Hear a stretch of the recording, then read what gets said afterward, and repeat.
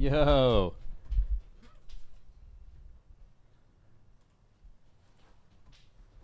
What's up, little gups? That's all of you, by the way. Not me.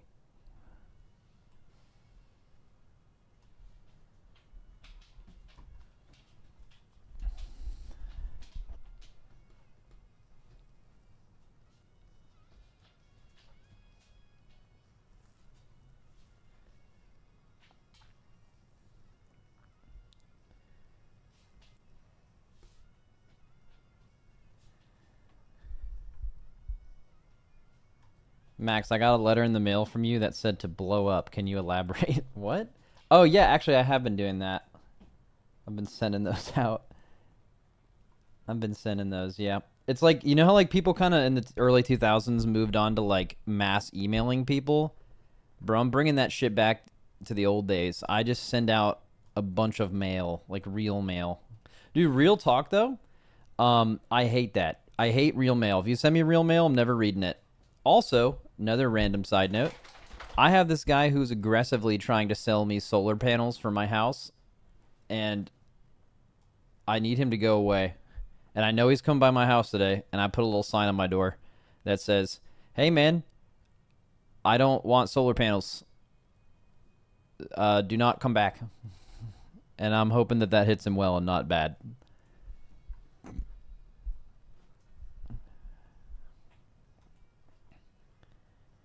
Buy the panels and he will go away. Dude, honestly, solar panel people are sketchy as fuck. Because they're like, bro, check this out. There's this crazy government rebate. And you're going to save so much money. And they're like, yo, how much do you pay in energy a month? Bro, I got you. We'll get you for less than that, and we'll install it for free. Yeah, no shot. Buddy. Yeah, I'll just pay off these solar panels over the next 40 years, all good. You also don't even install them yourselves. Also, when people who have bought from you before say they need stuff from you, you just say nothing.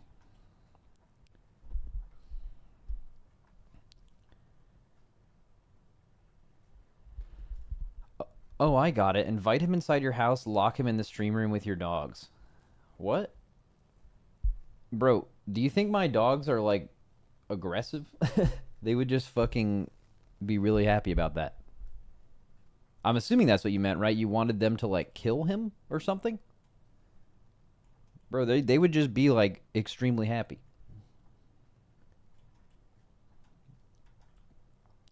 Reptar could fuck someone up.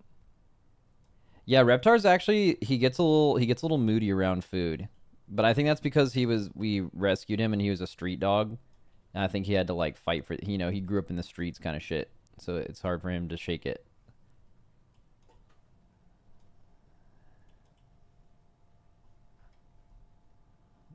Did you watch the Battlefield 6 trailer? No, I didn't. Dude, that unlocked a memory for me though. I think one of the most fun times I've ever had gaming was Battlefield 4 with the boys for a few months. Anytime you didn't run into a lobby with a cracked out Little Bird pilot. Which, by the way, we've talked about this recently where there's like certain kinds of gamers that are a little suspect. Bro, the people who just only play Battlefield and only main the Little Bird and just sit in the lobby and will literally grief their team if they're not getting it. That's I don't like that. That's a tough look.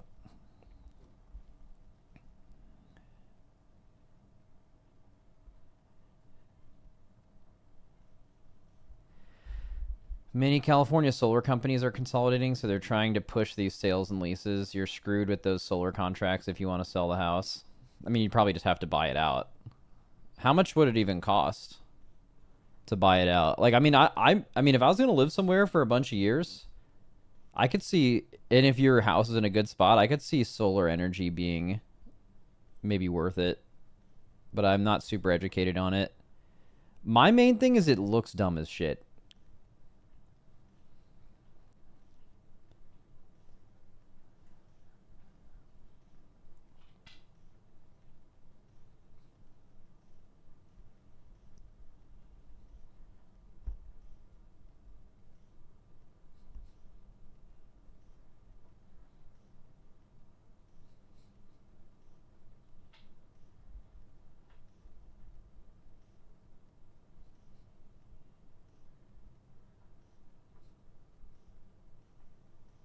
You gotta do the solar shingles. Bro, you have shingles.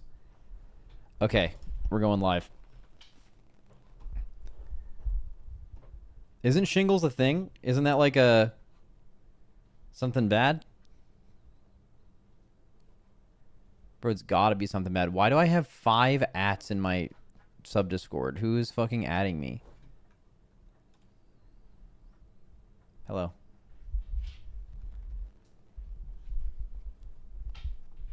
Okay, but Rogue is back, baby. Bro, Rogue is always... I feel like people get a little, like, too rustled going into a tier. Like, I saw a bunch of people saying, like, bro, Rogue's so bad, I don't even know if you'd play one of right now. And it's like, even if that's true, like, at this very moment or at that very moment, like, do you really think Rogue's gonna be so bad come progression time that you would choose to not have a 3% damage reduction on your raid? Like, they would have to be so fucking bad. And yeah, like, maybe, you know, you think they are that bad right now, but there's just no way. Like, I don't think a class has been tuned that bad with a raid buff like that, and then you didn't bring them because they were that bad, like, ever. That's, like, never happened. There's happened a few times. I think Feral was actually that bad a few times, but there were just 3 other specs. I think Windwalker has been that bad before, but there's 2 other specs. But, like, Rogue, 3 specs that are all not good enough to bring a, like, giga mandatory raid buff. I also think some people USAT Mage on Lords of Dread. Okay, true, but I don't think, like, that's like a Race to World first optimization thing when the Enrage was like that. I don't think a lot of other people did that. But that's like an extremely specific scenario. They created a boss that has 2 target cleave and a damage amp that doesn't amp all of your damage. It just amped specific spells, and mages just low rolled and none of their spells did that. So it's just like, I mean, that's just so weird. Did Atrophic Poison get fixed? I heard it did not work on a lot of things, so it was not given the 3% DR and a lot of abilities. Okay, so here's how Atrophic Poison works. So it's a debuff on the target, so any damage that is sourced to that target is correctly DR'd by Atrophic Poison, as far as I know. Maybe this is like, there's some extra shit you're talking about that I'm unaware of. This is just the basic level understanding of it. But on a lot of fights, there can be damage that isn't sourced to the boss. So like a famous example of this is Sludge Fist.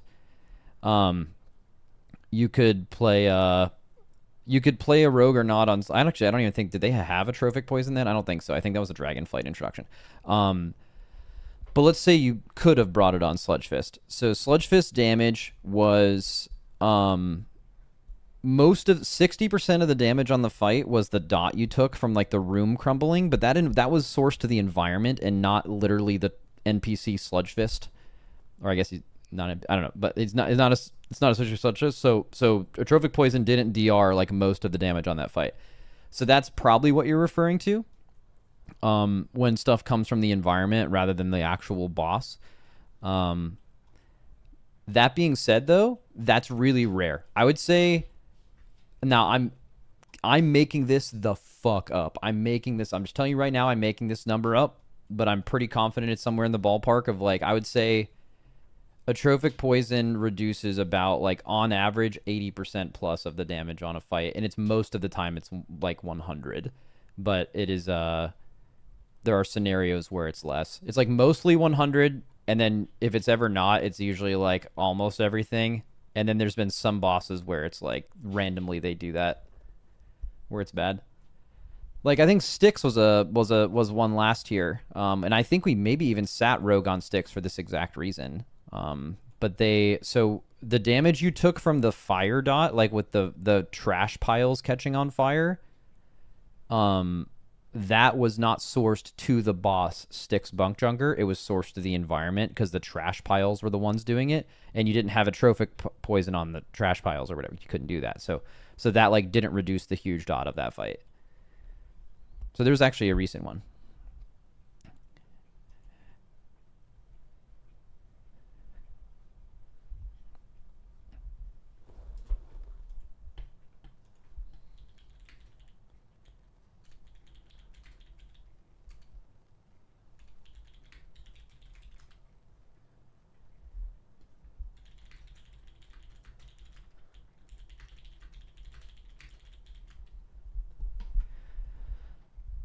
Max, you ever played a caster? Yeah, and like mop challenge modes was the last time I played a lot of caster, and just in Mist of Pandaria, I love playing like Affliction Warlock and Siege, but I haven't played it since then. It's not something I naturally gravitate towards, and the extra level of I haven't done it in a long time, so I'd be giga dog shit at it. Makes me not want to play it because being giga dog shit is bad. Speaking of being giga dog shit, that's gonna happen today, I think, because I'm gonna figure out what guy I'm gonna play. So I'm most likely gonna launch the PTR, hopefully, if it's up, hopefully. And I'm gonna actually just like set up a few characters and like kind of play around with what I think the build or what people are saying the build's gonna be, and just like kind of feel it out. Maybe do a PTR dungeon, maybe. But if not, just hitting the dummies would be fine, just to like get a vibe of it. Because I just I'm probably only gonna play one guy. I just haven't really decided what it's gonna be yet. But I haven't logged into the game in 4 months, and it doesn't usually take me long to like get back into it.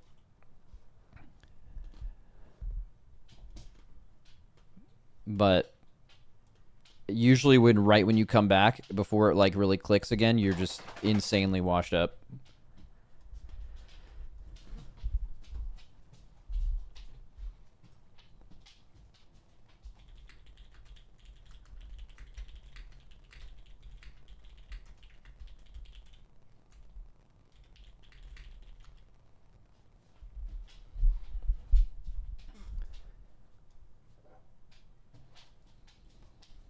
As opposed to just kind of washed up when you've played for a while.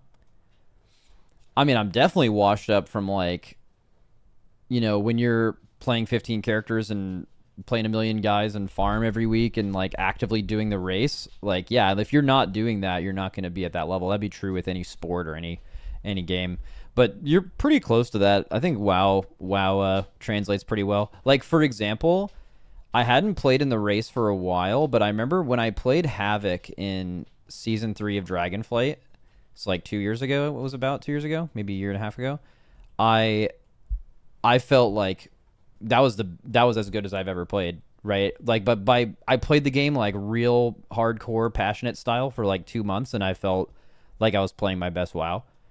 So it's not like that never comes back, but you definitely need to, I would say passion's the main thing. Like, if you're not like, I don't know. Do you know the feeling of like where you're just that feeling of like, dude, I literally can't wait to log into WoW, either to raid or do keys, or usually for me, it's to play a specific spec. Like, I love the gameplay so much that I just want to log in and play. If you don't have that feeling, you will literally never be playing at your best. It's impossible. Like, passion in games matters so much. You have to care.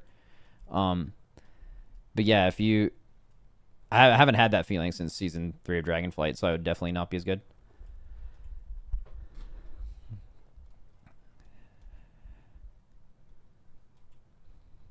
There were apparently 500 galley kills with no rogue. Kills without DH or monk are less than 80 each, respectively. That's interesting, because I would imagine the value of atrophic poison and demon hunter buff and monk buff that late into cutting edge are like, I would say the atrophic poison is probably better than both of those things, because you're not ever wiping to damage, right? That's probably just like a very little people are playing rogue and monk was OP at the beginning of the patch or something. Also, people in general care more about doing damage than they do about living, which makes sense, right? Like, for example, remember all the people in that one faded season that were all buying the cloak, the like very rare cloak that, or I don't know if it was very rare, but it was the Sark cloak where it like gave you extra stats but like reduced your HP, but I'm not even making this up, by like 8%, which is just extremely minuscule damage increase for an 8% health loss. Is, for any content that you care about, like doing well in, you are making a bad decision. No matter what, it is bad. Any progression content, like you're doing a key you haven't timed yet, you're doing a mythic boss you haven't killed yet, you are making an objectively bad decision. But people just see that it's BIS and they're like, fucking let's get it, sign me up. Also, I don't think people actually knew,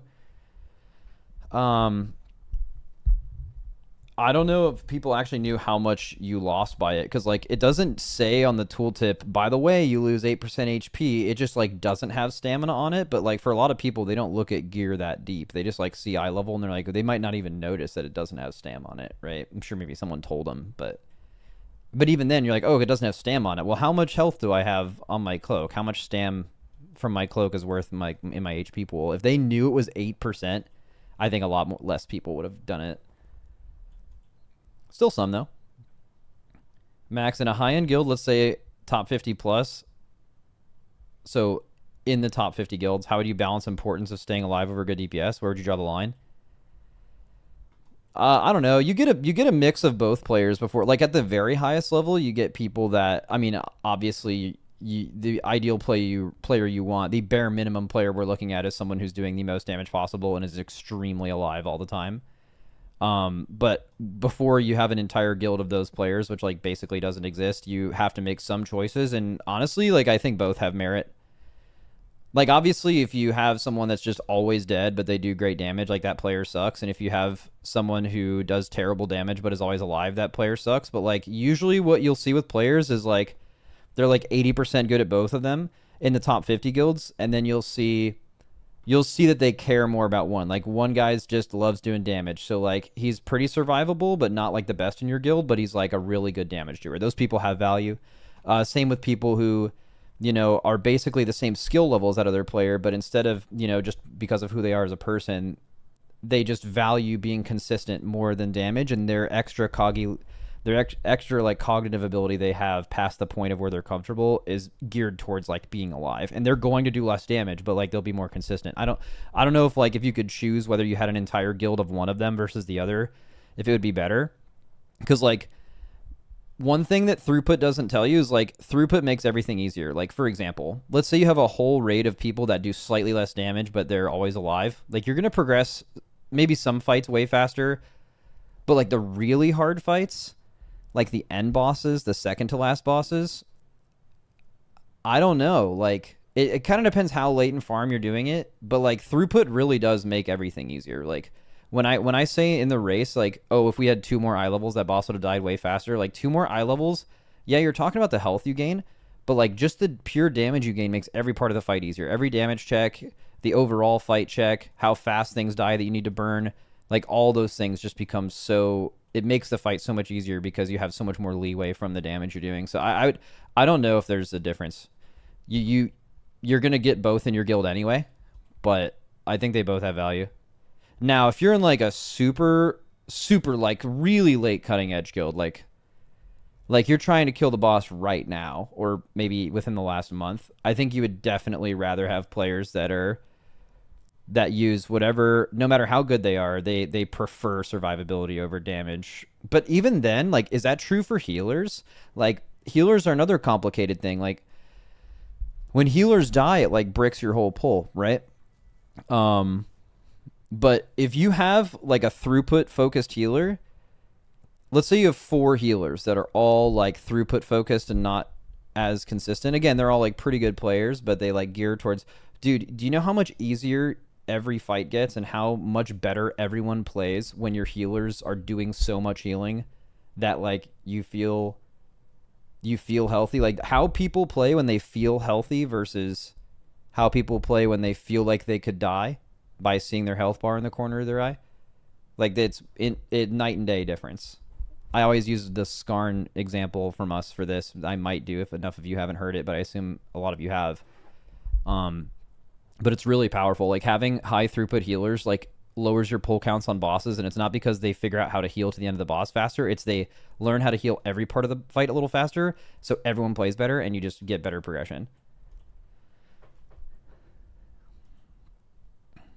Someone in chat rips, I don't even know why it's called RWF when it's not XD. Dude, so true.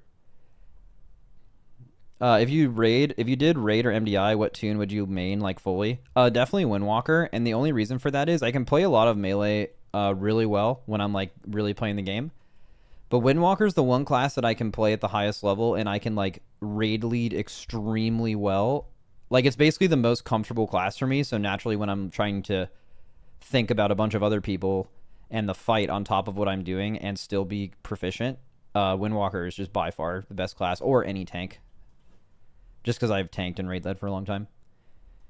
But if I'm not having to raid lead at all, like just play the game, I could play any melee. That would be infinitely easier. What's today's stream cook about? Oh, I'm just going to fuck around on PTR and try to figure out what class I want to play.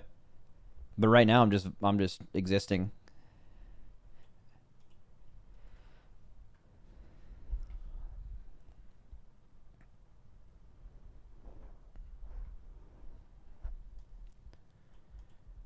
Is it a little ready season? God, Ret's really fun. I mean, I'm probably gonna play Death Knight, I think, but I need to see how it plays. Um, just because it's a rework class, and like rework classes will always end up being really strong. Like when things, I mean, well, not always. It's just an extra. It's like probably 90% chance they end up being strong. And I've just always loved playing Death Knight.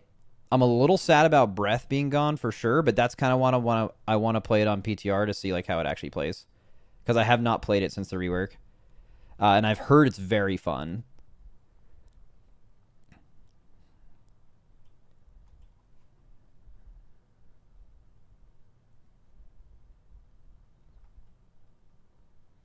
Max, in the lower end guilds, tank feels like a turbo brain dead role in raid. He just cannot die if won't AFK and fight. How is it in top guilds? Yeah, that's a good point. So, yeah, tanking is definitely like one of the easier roles in lower end guilds, because like look at Mythic Plus, right? You're constantly trying to like make it as hard as possible by making things melee you for like your whole health bar and pulling a million of them. But in raid is like a set difficulty that is very hard at the beginning of the patch to tank consistently. Some raids are just easier tanking and some are harder. But like generally speaking, like week 1, you have no gear on your guy, like definitely, I can just tell you, this is just an aside because this isn't going to be relevant to the rest of what we're talking about, but I think in the race world first, you want like your best players to be tanks and healers. Probably best play, if you could do this, you'd want your best players to be healers, and then right after that you would want to like insanely good tanks. It's so impactful. You cannot have your weaker players be tanks at this level. But I think that's pretty specific to like very early clearing. As you go later, I mean, it's pretty simple. The bosses hit a certain amount of hard, right? And then every week you get stronger and stronger and stronger, and eventually you get turbo boosted and whatever, so it's like it's just objectively easier. Like how hard you can make high level Mythic Plus tanking versus raid tanking. It makes raid tanking, and in a way that's made the tank community a lot better. Like back when there was only raid, I bet tanks are a lot better now that they've been able to do higher level Mythic Plus and push themselves for sure. But like someone who does high Mythic Plus as a tank in like a lower end guild, and then they just show up to raid, like bro, raid has to be the most boring thing ever, because your damage isn't really that significant. There are ways to push yourself in that way, but it's like, your main goal is just to not die. If you're a tank in those guilds, you just want to not die, and just not dying is pretty easy once you you just have a ton of gear. Max, sorry for recommending that video yesterday. I heard it nearly one-shot you. Oh, the like raid mechanics thing? I mean, it didn't really one-shot me that bad. So basically we watched a video yesterday that was talking about the top 10 hardest raid mechanics ever, which is it was interesting to talk about. It was good content. Just to talk about. My favorite thing about those videos is just it promotes a conversation on stream that's fun to have with your viewers. And then you watch the video and that's kind of secondary. But I thought of the hardest mechanics. And keep in mind, this doesn't mean hardest bosses. Like, you could theoretically have the hardest boss ever. And it very likely has one of the hardest mechanics ever, but it's actually possible that there could be a boss that is genuinely considered the hardest boss ever, and it does not have a mechanic that would be one of the top 10 hardest singular mechanics. It could just be that it has a bunch of very hard ones, and the difficulty is how they overlap and stuff like that, right? We're talking about, like, singular mechanics that were, like, crazy, crazy hard. And I think we got a decent amount of them right. Why is Defile on there? That mechanic is piss. I put Defile because if you're doing this video by like how hard mechanics are actually, not relative to when they came out, then it's just going to only be recent mechanics, and that's like kind of less fun to do. And then someone in chat mentioned that this guy's mainly a classic YouTuber, so I said, all right, this guy's old as fuck, he's going to put Defile on the list, and then it was like literally the first one he put on the list, so W me. Defile from Jailer or Lich King. Lich King. But dude, honestly, if you want proof of how easy something like Defile is now, they literally put like Giga Defile on Jailer. They did like 1 million of them, and it was like it was the easiest phase of the fight. Because like it's just not a hard mechanic in current times, right? But like back then everyone was dog shit at the game, so Defile was a crazy mechanic, right? like pre-moving and just using movement skills is difficult. Then, so I would say yeah. So put the file there. The ones that I felt were like no-brainer hardest mechanics of all time: Ansarek Webblades, Tindril 3-second Seeds. Star Augur and Archimond are both kind of interesting because while the mechanics were very hard, they were trivialized. Not trivialized, they're still hard, but they were made a lot easier by weak auras.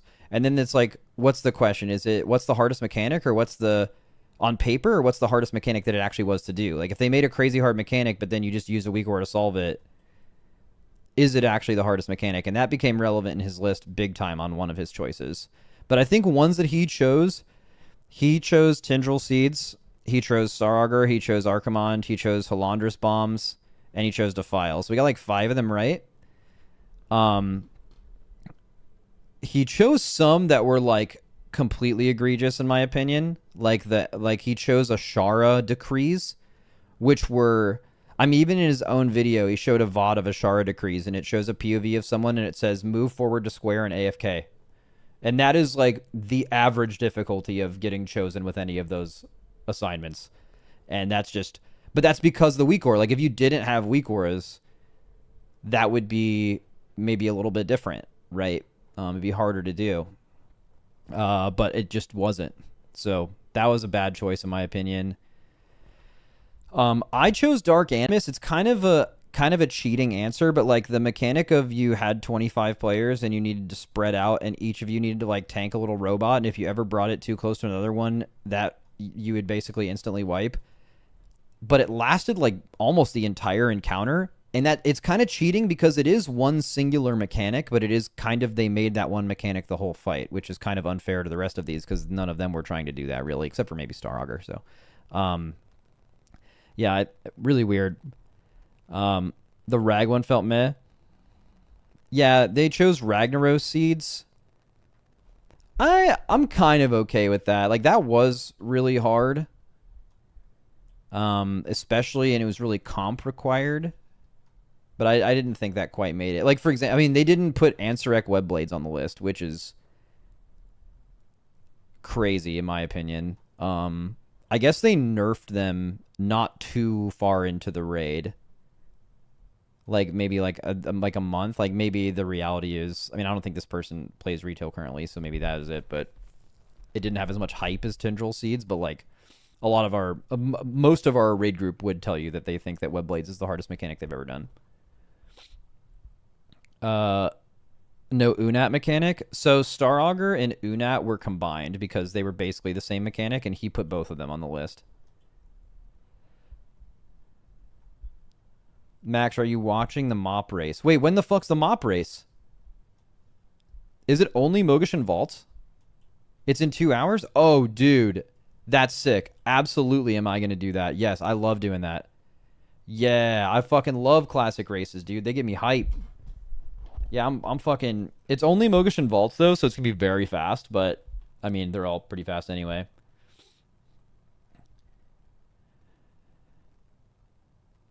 Dude, we're gonna be streaming so long today. Holy moly.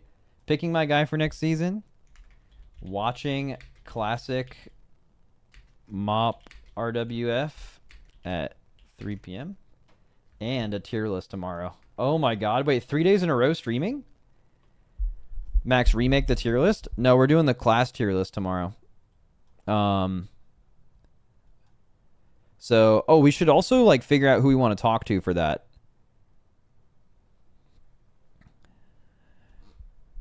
Max, did you see the confirmation that Soul Hunters will be required for Hall of Fame? Oh, I didn't see that, but I guess that answers all of the optional questions. It's no longer optional. It also low-key no longer became optional as soon as they another change they made yesterday was they made it so like the mythic and heroic versions of the boots are now a stronger effect than the ones you get on normal, and that's like really big. That also like almost certainly increased the amount of splits we're doing.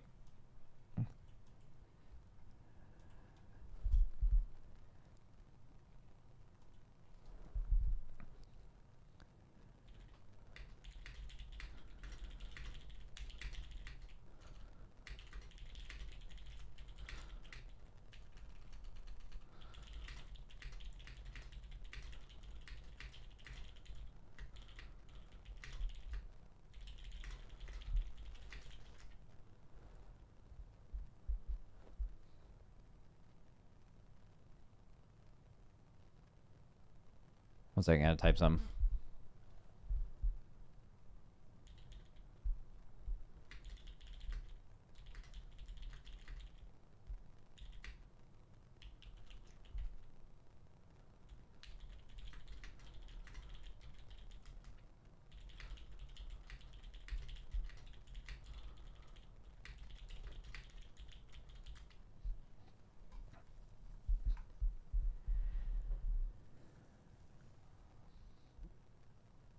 You should see if Kyrasis is available for tomorrow. Yeah, I mean, I don't do a good job of reaching out to people in general. But okay, let's get an idea of who do we talk to. Let's go over the ones I'm pretty sure I know the answer to. So Hunter, we always do Azertharian.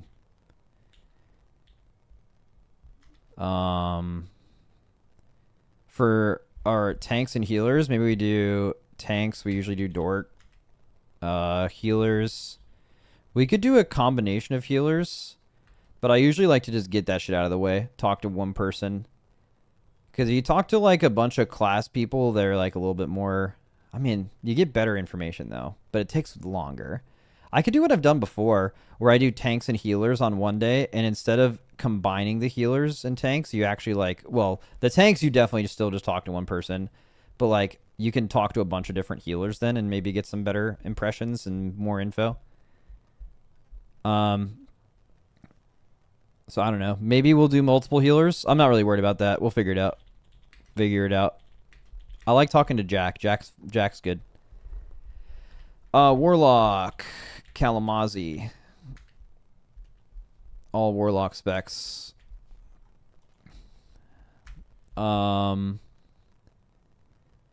DH, I believe we've been doing Jedith.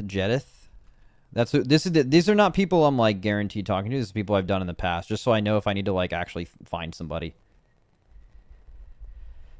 Oh, DK is interesting. I used to talk to Taznak, but now he's a analyst for Method, which I would assume would disqualify him from speaking about what he thinks the power of DK would be. But also maybe that's not true. That's how we look at it in our guild, but maybe Method doesn't. But Method takes himself seriously, so maybe they would as well.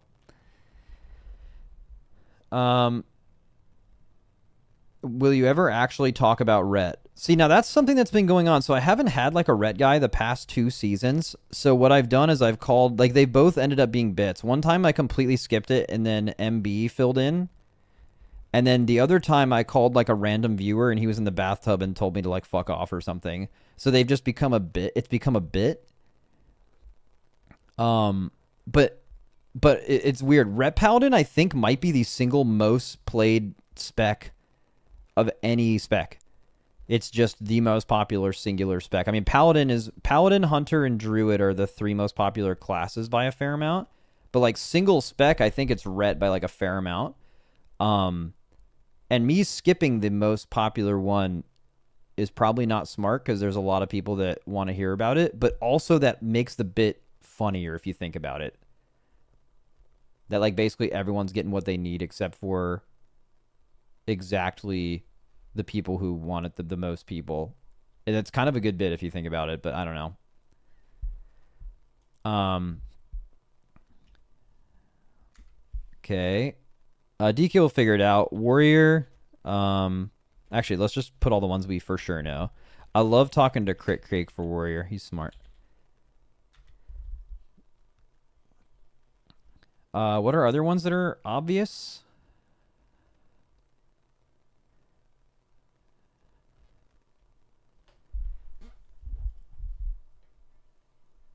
Like, who do I do for Mage? Oh, I used to do, yeah, Enhance. You're right. Enhance, I would do Word Up if he's still around.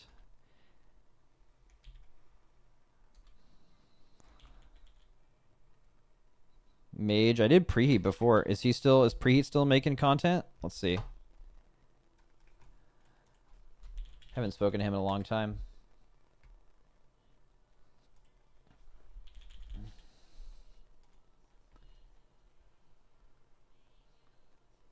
Yeah, more nerfs. Frost is overtuned, but will it be meta? Preheat. More mage tuning. Results are chilling. Yeah, we'll do preheat, bro. Shout out to the old dogs.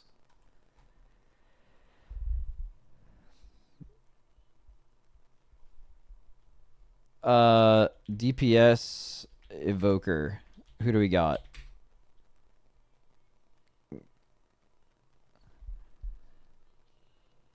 You guys are saying Kess. All right, I've done some keys with Kess, so maybe we could do Kess. And can't Kess? Doesn't Kess also play Rhett? Wouldn't that be nice? Doesn't he play Rhett? Dude, that might be a value choice. Dazer for Rhett? Nah, Dazer ain't saying shit. Or I'll kill him. Real kill.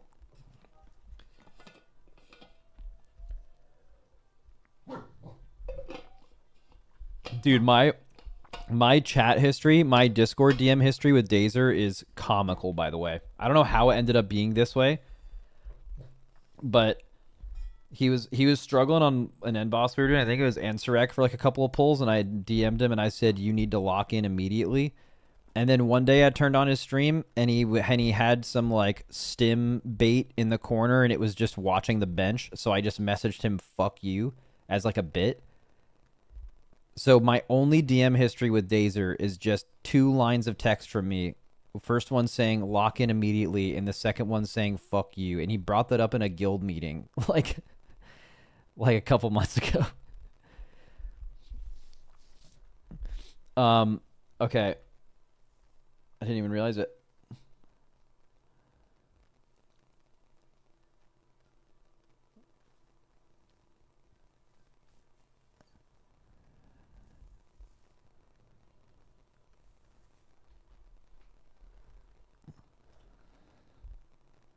What's your DM history with Tobo?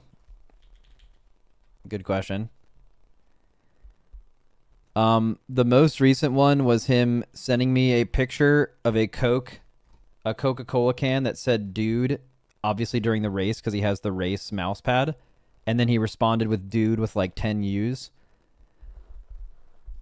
That's the most recent one. And then a bunch of other one is just him typing in all caps that he needs me to advertise his group on stream during the race so he can get people in his Mythic Plus group.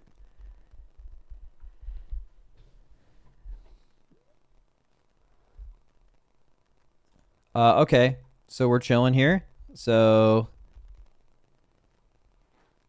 we're getting close to the end here, but not really.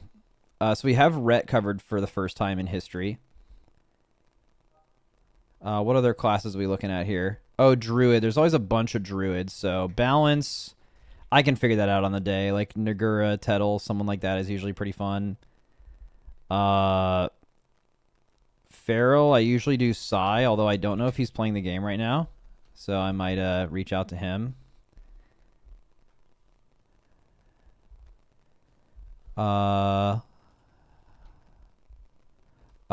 J-Funk for Windwalker, I think.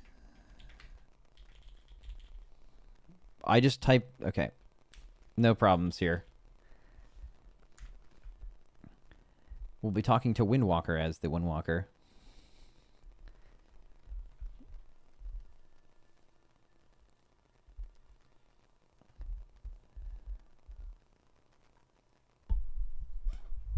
Max get Meteos for Feral. Yeah, I know he plays a lot of WoW. I've talked to him about it, but is he a theory crafterman that actually knows what it's going to be in the next season, or is he somebody that just logs in and plays whatever he finds out? I think it's the second one, if I'm correct.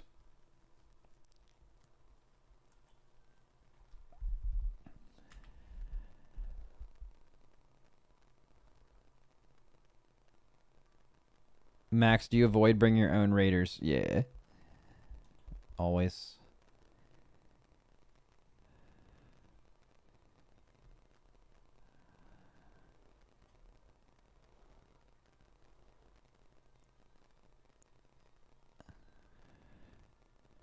All right, who do we get for Ellie? Who's an Ellie shaman? I think we've talked to a bunch of people in the past. There's like this Hawk Corrigan guy, if I remember. Oh, we talked to Bond. Yeah, Bond is my goat. Bond is my goat, actually. He's my goat. I don't know if he'll be around, though. I think he's like a father or something. Might be making that up. That'd be a crazy makeup if that's not true. But who knows?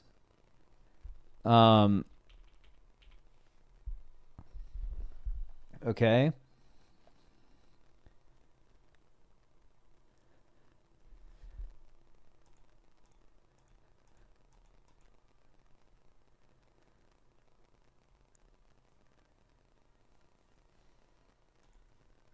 Get the tomato.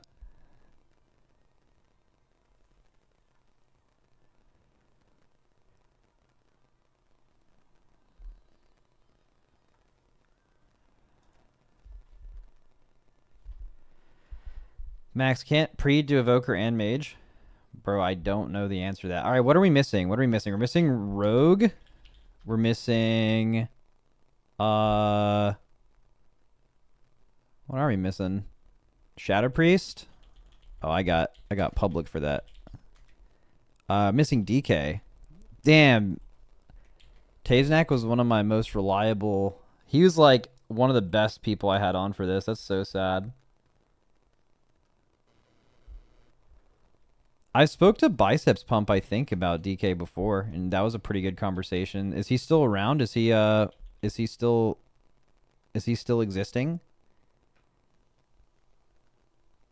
All right, we could do that. All right, what about Rogue? I think I spoke to a Rogue guy last time, and it was pretty good. Dude, was it the Rogue guy? Okay. I don't know who it was. I've spoken to like 3 or 4 different Rogues over the last few years, and I don't remember which one it is, but one of them had like their Discord account get hacked, or they had a crazy crash out. I don't remember which one it was. But like I was like on vacation or something, and I kept getting messages, and they were like, dude, do you just not want to talk to me or what? And I was like looking at my Discord DM like, that's fucking weird, put it away. And then there was like another message like 20 minutes ago. It was Whisper that had their Discord hacked. Okay, it was him, dude. Holy shit. Okay, yeah, it's good they got their Discord hacked. I thought they were crashing out crazy.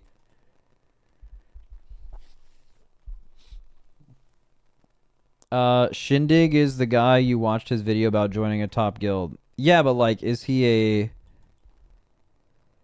like a, you know, like, does he actually know all 3 specs? He'd be like, there's a lot of people who stream content and like, and play a class, but they're not the person you want to talk to about what's going to happen next season, because they're not usually like locked the fuck in on that.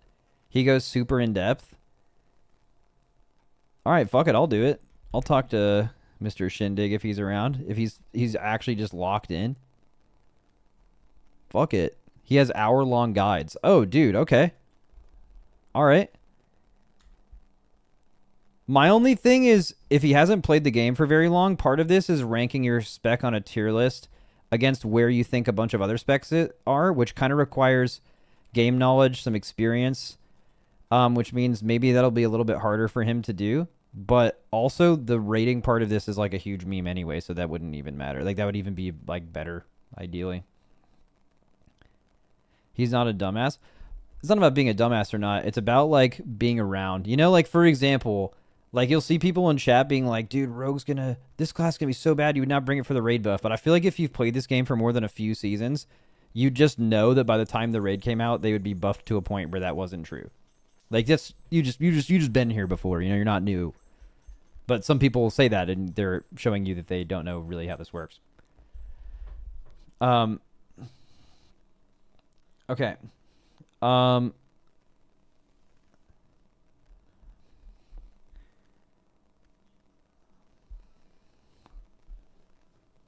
right, are we good? What happened to Taznak? Died. Nah, he's actually just working for Method, I think. He's alive. He's not dead. He is not dead. But he's fucking dead to me.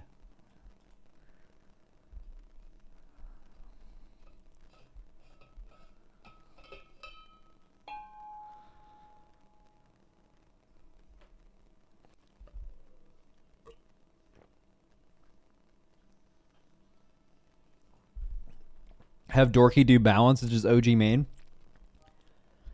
Alright, fuck it. I could do Dorky or Tettles. Or I could get Dorky, Tettles, and Nagura. Just Moonkin content creator people, and I'll just see like them all like trip over each other like they're in a clown car. Like the fucking clowns they are. Moonkins. Is Moonkin hate still pretty good? Like you guys are still out there hating at a high level on them? That's honestly pretty impressive because I feel like they've been good in Mythic Plus. They've been like so bad in Raid for so long, which is crazy because they were just bis for like 10 years in Raid. And y'all still hate him. Like for example, the AUG hate has fell off so much because you just don't play them in content anymore, right? But Moonkin hate, you could still not play them in content and you guys would still be hating at a high level. That's real hatred.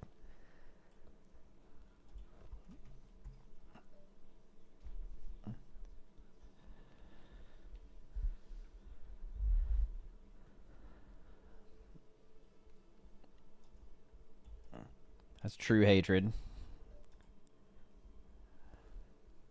Can we change the DH person? Yo, okay, give me some options. Well, what's the deal? You guys said Jedith is not locked in. Is he no longer, like, creating content? Does he have a YouTube? I see his tweets every now and then. Min-max your life in Ghost of Koresh. 4 huge hacks to make the Eldrachi Reaver easier to play.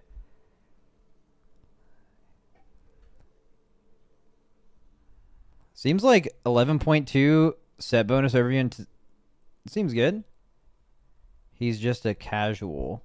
I mean, you could be a casual or not an insane player. I'm not saying he is. Maybe he's great. I have no idea. But, like, that doesn't make you any worse for what this is. You know what I mean? You could know exactly what you're talking about and not be the GOAT. That doesn't matter.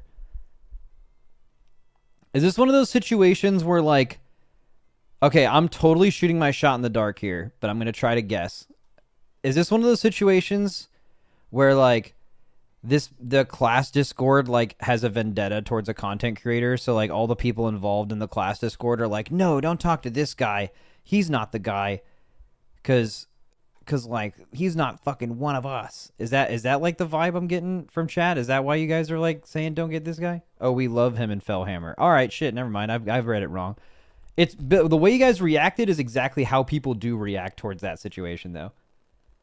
No, the DH Discord respects him. All right, W, we're getting him then. W respect. And he's got a nice little beard going on. You know what I mean?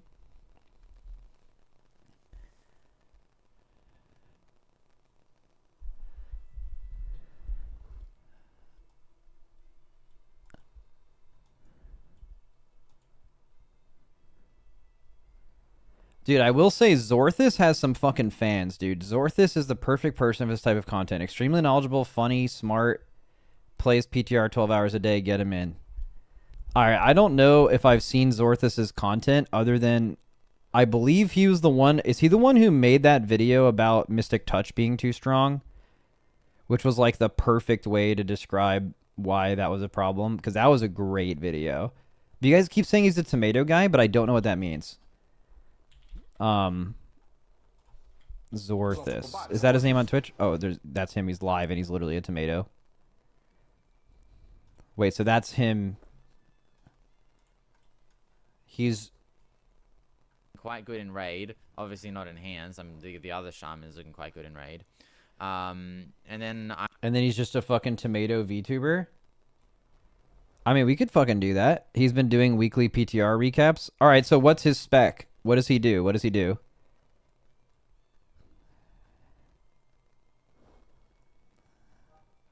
He mains enhance. Ooh.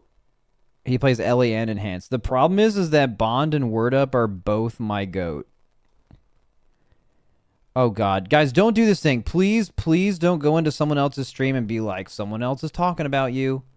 Hey, do you want to go on Max's stream for the thing? Hey. Okay, only one of you guys do that. Please don't do that. That is actually, like, that makes me want to blow up and never stream ever again. Okay. I mean, fuck, we could probably do it.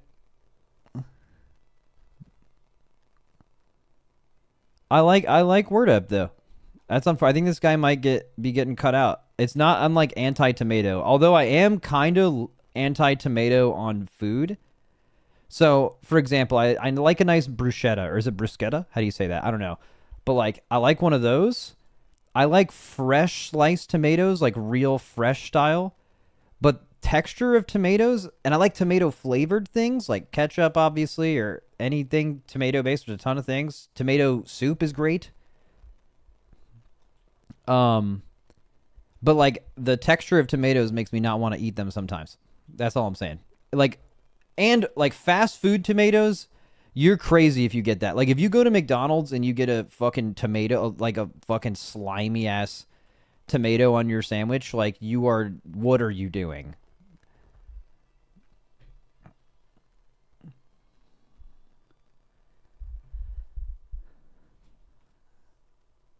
Okay.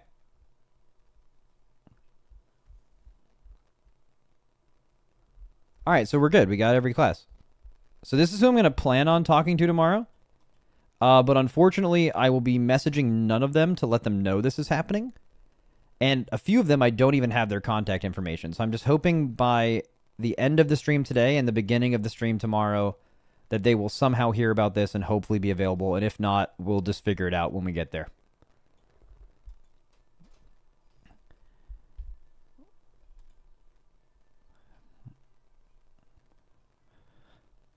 Yeah, but do not go into their chats and tell them that. Yeah, don't do that. Let them just find out via like the ether. Okay. Time to log in. All right, what the fuck am I playing? PTR style.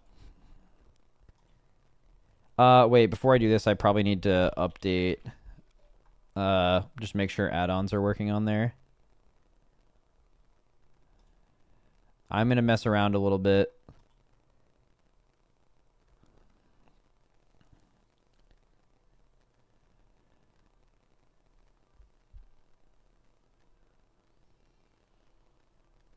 I might need to copy my folders over. We'll see though. I might need to copy my WTF folder. Gotta play DH so you're ready for the new spec. Oh, I didn't even think about that. That might actually be the move. That is a good idea. Oh, by the way, which one of these is the actual PTR? Because the two PTRs I see are 11.1.7 and 11.2, but the WoW up thing says, I mean, let's just do both of them, right? Like 11.2.0 is real. Yeah, but there isn't an option here for that. So Max, why do you use RP add-ons? I like to get weird with it.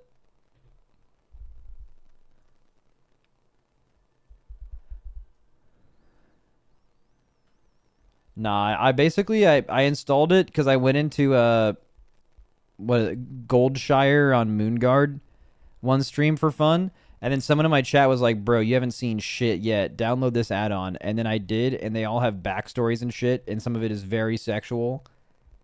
And that was a crazy sight, and I've been going back every night ever since. Okay, we're good. I think we're good with the update. I just might need to actually like re-import my stuff.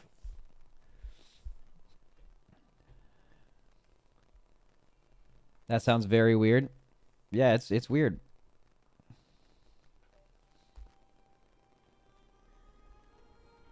Everyone is talking about a third DH spec. What if we only get some customizable stuff like green lock fire or nothing, and everyone's like, where's our third spec? Yeah, actually, that's a good point. Now that they haven't even answered anything about that, the hype has gotten so much at this point that I feel like if they don't release a third DH spec, even though they never said they will, people are going to be mad, which is kind of interesting. But I mean, they made a Demon Hunter boss. I feel like it's still really likely. They made a fight that has a word for word Vengeance DH, word for word Havoc DH, same abilities, everything, and then just a third one. Like, if you weren't releasing a third spec, just make the two. You know? Like, they decided to make a third with very distinct and cool as fuck abilities. And then on top of that, maybe the biggest smoking gun, in my opinion, for the new spec is they literally, like, if AUG didn't happen, I'd be like, bro, you think they're just going to release a new spec in the middle of an expansion? That sounds insane. But they literally just did it. They did it like a year ago. And then also, they're more likely to do it because they've been focusing more on like making sure end of patches have more value and stuff, which would totally play into that.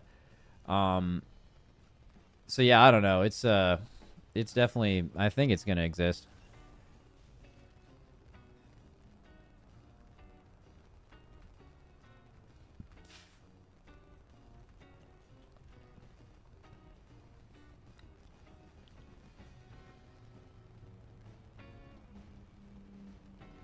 I wonder how they're going to announce it, though. Or I guess how they're going to announce whatever comes with that. Because even in the scenario where it's not a spec, there's still going to be something. It's like a preview for the new hero talent in the next expansion or some kind of quest line thing or I don't know. Like there, but we don't know anything about that yet. Like clearly there's going to be something.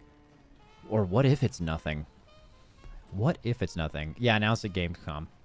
I would bet on it being... If I'm a betting man, I would bet like 70% of my dollars on new DH spec. I would do like 20% on preview of a new hero talent for the next expansion or some kind of like new aesthetics you can add to either spec, like real shadow voidy stuff. Something that's like interesting. And then I would say there's like a 10% chance it's nothing. That would be crazy.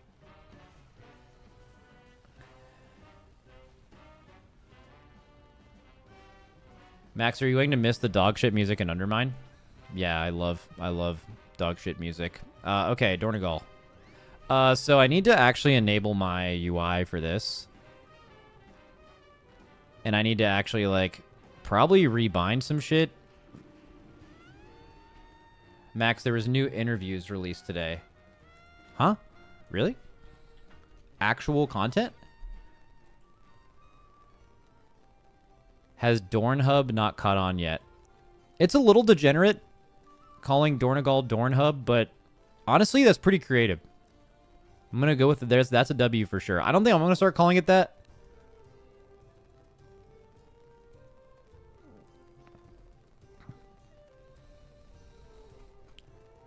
The bench got a dev interview. Oh, that's cool. That actually makes me... Wait, where is it, though?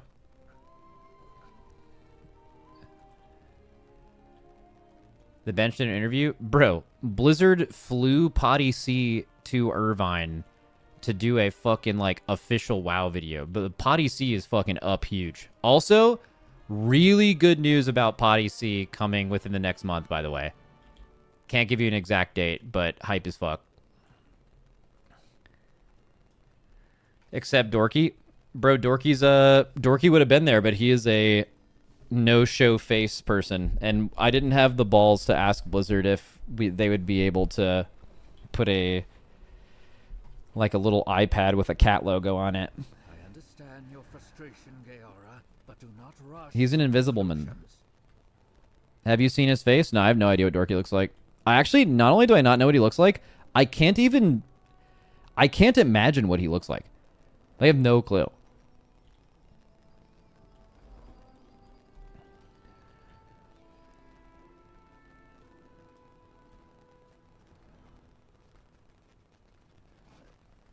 I've just never really tried to picture him. But part of that is because I know that he games naked a lot, and I'm not trying to... like, it'd be hard for me to picture him with clothes on, you know what I mean? I'm not trying to picture my friend naked. High key.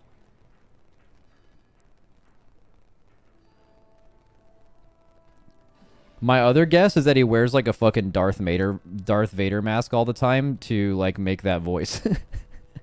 Just fucking permanently strapped up with that shit.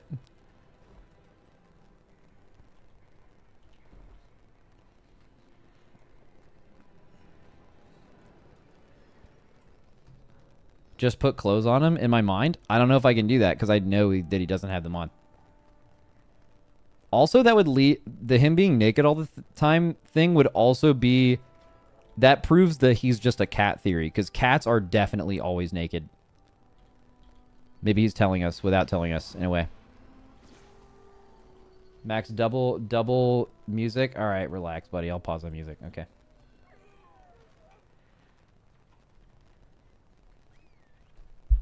Okay, let's turn on basic add-ons Because doing stuff on the dummy without my UI just feels bad. I'm addicted, baby. What do we need? Just basic shit. I might need to copy my actual shit over, but we'll see. Just looking at it, I don't think so. I think things are generally bound correctly. I don't even know what I need, but maybe this. Oh, definitely this. Okay, I think we're good. And that. And that. Reload.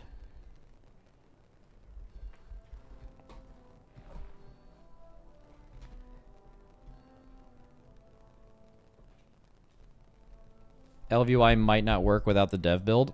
Oh, on PTR? Ooh. Okay, we're gonna have to do that. What version of LVUI do you need? Yeah, LVUI is just straight up not working at all. Definitely need the new build. If anyone has it.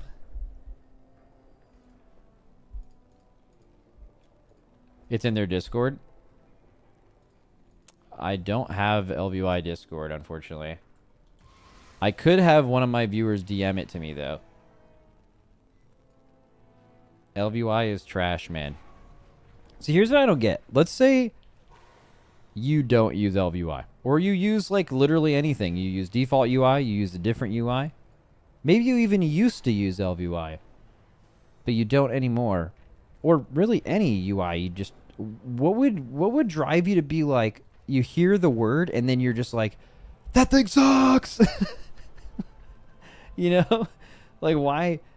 But, like... Okay, let's even say you don't. If you don't like it, what would drive you to actually type that? Like, how could you be that mad? You just uninstall it, then you never think about it again.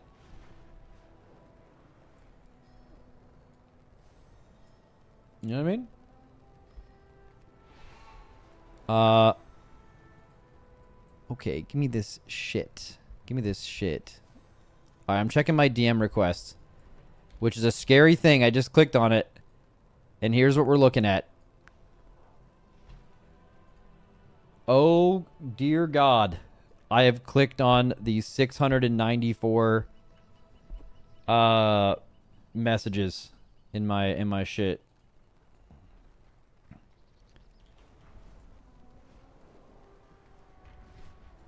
With a bunch of message requests and friend requests. Just 1,000 friend requests. Only 26 messages, though. Those are message requests. Which no one has sent me one yet today, which means no one has it. Shit. I mean, is there like a GitHub thing? Isn't there normally a GitHub? Someone just messaged me that shit. Or do you actually just get it straight from the Discord? I mean, I guess I could just join LVUI Discord. That seems easy. I'll just search for that on the internet. LVUI Discord.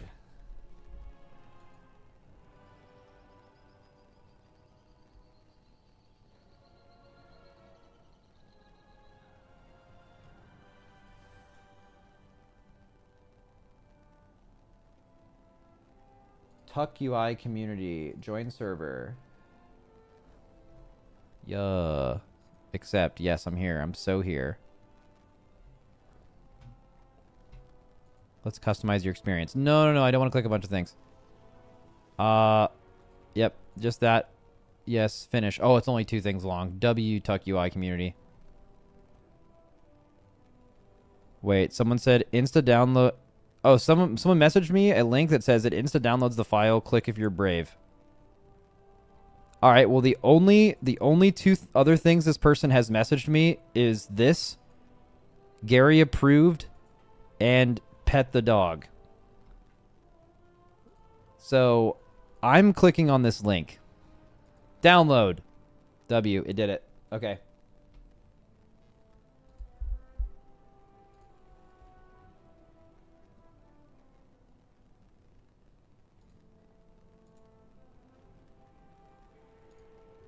Seven zip.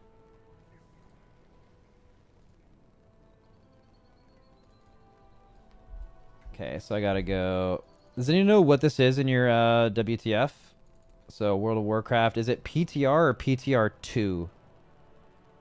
I can double check. I can just go. I can just go in there and check, I guess. Yeah, is car driver man? No, it's not that. So it's PTR 1. Oh, it's not either of them. Is it X PTR?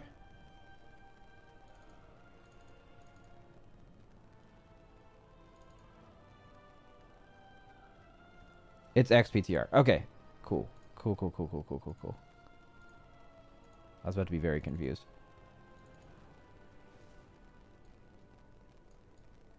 When do they make the change to where you don't need to restart the game to, like, update your add-ons anymore?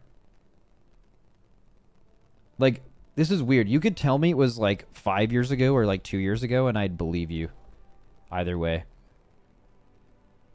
It was Dragonflight? Oh, so it was even more recent. I thought it was, like, a long time ago.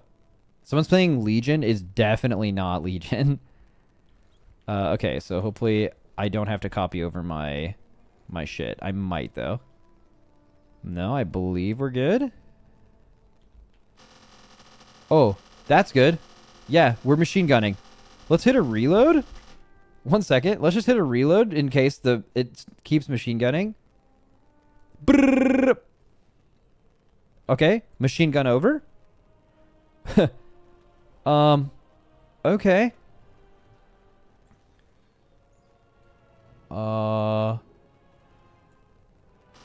No.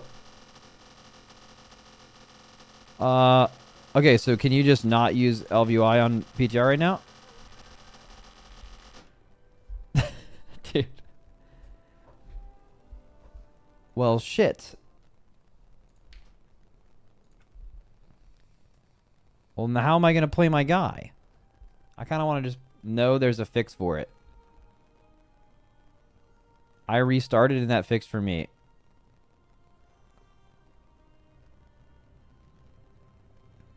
Let me see if I can remember what it is. Yeah, definitely try to help me out, because I do want to play a little DK and play the new monk set. While I'm waiting for you to find that, though, I am going to look at, like, the build currently, I suppose. So WoW retail 11.2 PTR, and then do they have the class guides updated yet? They might be waiting to post them until they're closer, but maybe someone could just link me a build that's good.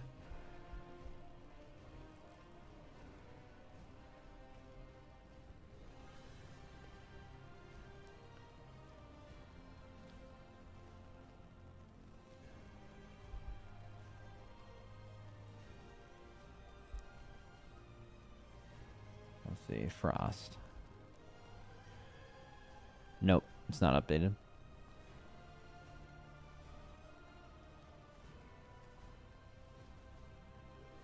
Check the talent calculator for PTR. They probably have them stored there. Wait, is there a... Do they have, like, versions on the talent? Oh, I mean, like, they obviously have the talent calculator, but, like, do they have just, like, recommended shit?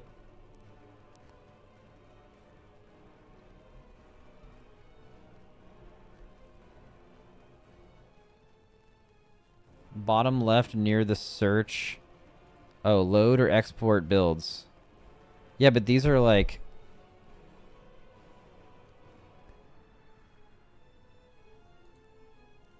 These actually... Are these right? So Raid, Ride of the Apocalypse. Is this with the new shit?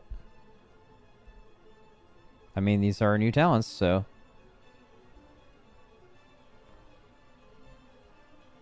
There's some on the Frosty K PTR channel on the class Discord, but it's mostly try shit for yourself right now. Oh, that's so fun.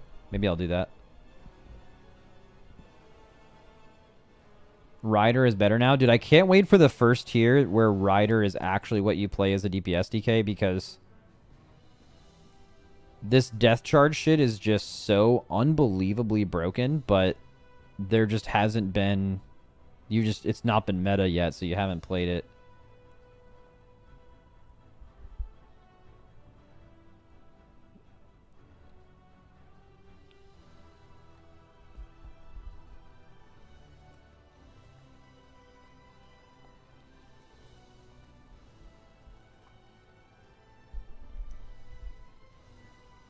I still miss Empowered Breath. Why did they remove it? We talked about that. I didn't actually play it So I don't know if it was annoying to use the Empower, but they clearly got a lot of really negative feedback about the Empower thing. But when I read it, it read really good. But sometimes you can read things and you can read their thoughts behind it and you're like, that's a great idea. And then it ends up that it sucks. So I didn't test it myself, so it's possible that it sucked. But I heard the word on the street was that, like, there was still just, like, so much anti-breath stuff that they just gutted it. Now Breath of Syndragosa is just completely complete. I mean, I'm so sad. This is basically just a non-talent. Like, you can play it. It might be Biss or whatever, but what made Breath good is now gone. This is completely uninteresting. Trust me, it plays the same way. How? What Breath did before was you were on, like, a clock against your runic power. And that felt good. And this is, you just want to press Killing Machine and Rhyme whenever they come up to extend it, which is what you want to do anyway, so it doesn't change any kind of gameplay decision whatsoever. And it just, I don't know, it's just there.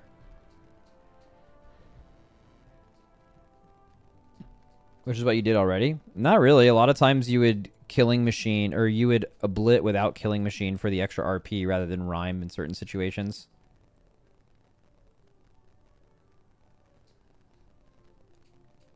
No, I thought that version of Frost was ass, respectfully. Yeah, it's not lost on me that Breath is really polarizing, and a lot of people really hated it, which is why it is the way it is right now. But speaking for myself personally, I've played a lot of Frost Decay over the years, and Breath of Syndragosa is the reason why, and it is... When you've played different versions of Breath, it's been like one of the best classes I've ever played of any spec. It's insane. Sad it's gone.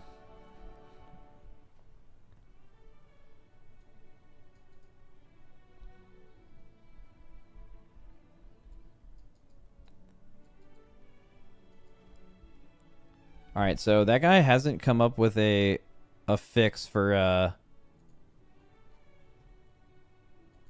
I mean, I guess I could post in the Discord. Huh? Fuck it. There's some people with some real rainbow ass names in here. I guess that's what you get if you're like a supporter or something, and my name's just going to be like the new Discord user, the white name. Check pins. Oh god. All right, I'll check pins. Before you post in this chat, read the pin messages. Okay, thank God you told me to do this. Regarding bugs and errors, you will get muted or banned if you ignore the server rules. Oh my god, it's very strict. They have LVUI dev and LVUI PTR on here, but... I mean, wait, couldn't I turn off my in-game sounds? And even though it's machine gunning errors, it like I can just ignore that? That doesn't sound healthy for my computer, but... Oh, you can't click on anything. Oh, shit. I mean, I really want to play. I want to play.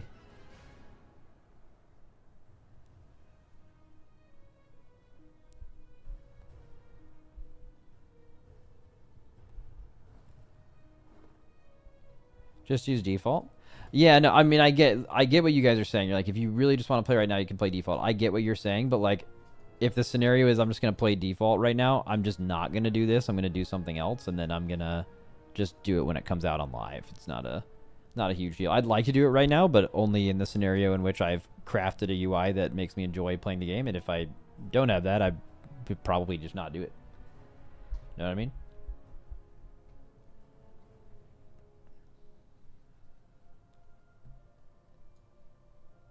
Go download the LVI files and manually put them in your PTR add-ons folder. I did.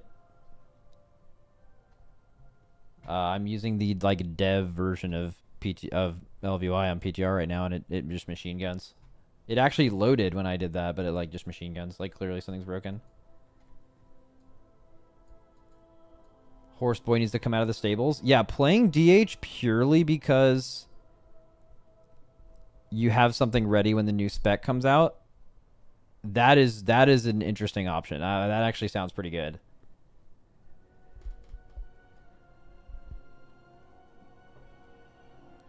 I didn't do any of that. I just copied my retail files, got the shotgun error, Alt F4, logged back in, and it was gone. All right, let's log back in. I exited the game, so let's see if it doesn't machine gun this time. Are you gonna watch the classic mop raid race in an hour? Literally in my title. All good though. All right. Any guns? Pressing some buttons.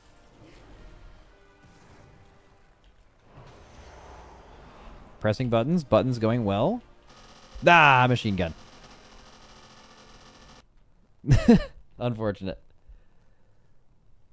Brrr.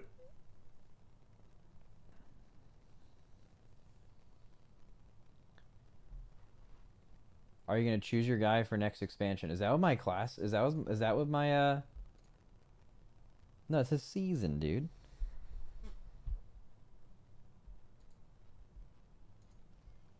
Download bug sack, it'll fix it. Okay. Word. I think this is where XPTR is actually here, but I can just get it no matter what. Bugs. Wait, I think I have that. I'm pretty sure I have it. It's just not enabled. Let me do that.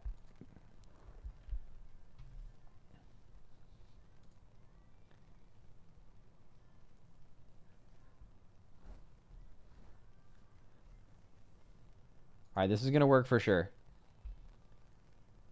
You can't just mute it, though. It doesn't let you press anything, but...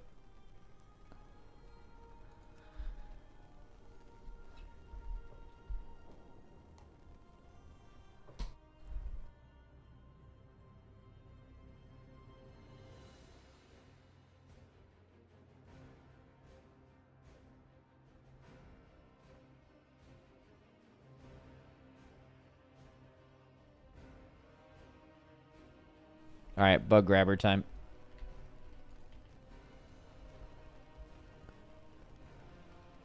And bug sack, both. Logging in. And I'm, in a way, trying what that one guy says. He got the machine gun and he alt F4'd, and that's what I did. So now it'll work for sure.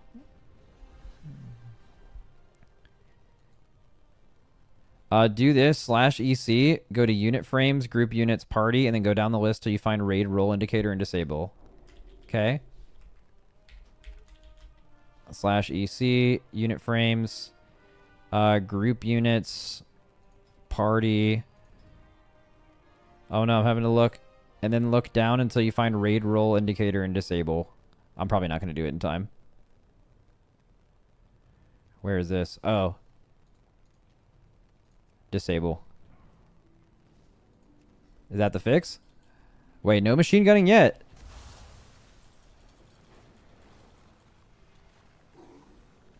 Hold on. Yo. Please don't start gadding me. Thank you if that was the solution. I'm gonna hit a quick reload so it saves that. All right, sick. Now, there's a few weak ores that aren't showing up for me. Number one is my cast bar.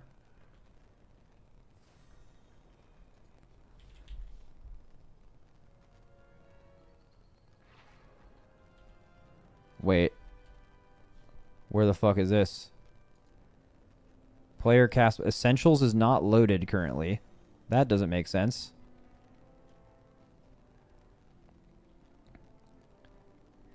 Yeah, so this should just... Some weird kind of... I mean, I'm only playing DK, right? So... I feel like we just hit the load button for Frost here, and then we're chilling. Oh, the load condition was set to never. That'll do it. Perfect. Okay, that's fixed.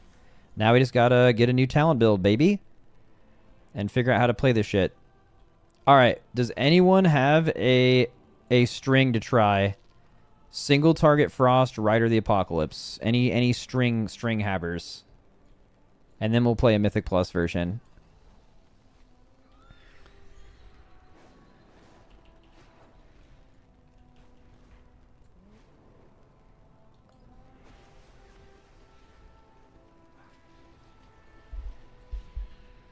Some people in chat were talking about it. Maybe they have a good one.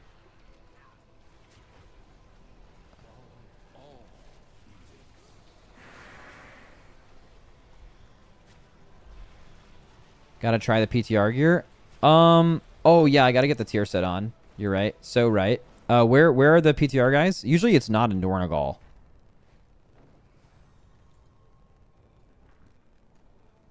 Usually it's in like Stormwind or Org. Yeah, okay, we'll go there real quick.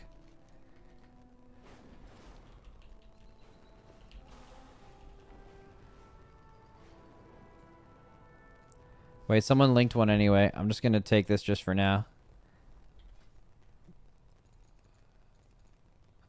Import. Let's see. Okay, it's Rider, and this looks like Breath of Syndragosa single target. And we'll play around with the talents a little bit. Oh, this is not where you go. Where's the big... Oh, it's over there. Shit.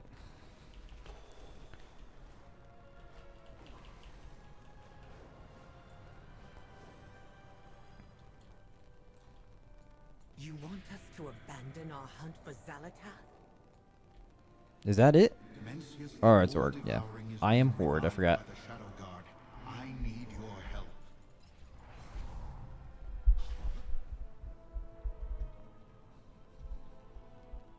They are in Dornegal, someone said. Oh, oops. Well, now we're in Org, though. What about that? I'm not going to worry about, like, enchanting everything. It's not that deep. I just want to get, like, the new tier, and then I'll just hit a dummy. This is all for feel. I'm not trying to do, like, insane DPS. Oh, and maybe some new trinkets. That'll be fun.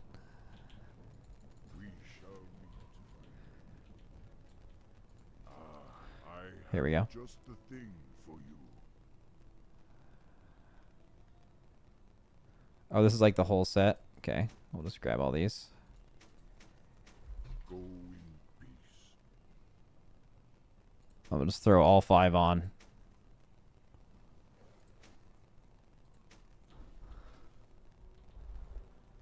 Pillar of Frost now summons Trollbane. His Icy Fury deals 20% increased damage, and his Obliterate deals increased damage. Casting Obliter on his Trollbane will cast his Oblit alongside due to 100% effectiveness, and it deals 20% increased damage to targets affected by Ice Fury. Okay. Cool. Oblit. Pillar of Frost. Damage. Understood. Let's get some better trinkets than this, though. What are the, Don't forget the cloak. Or should I get the booties, too? Oh, I also don't have the Reshi wraps. I need those Reshis. Yerd.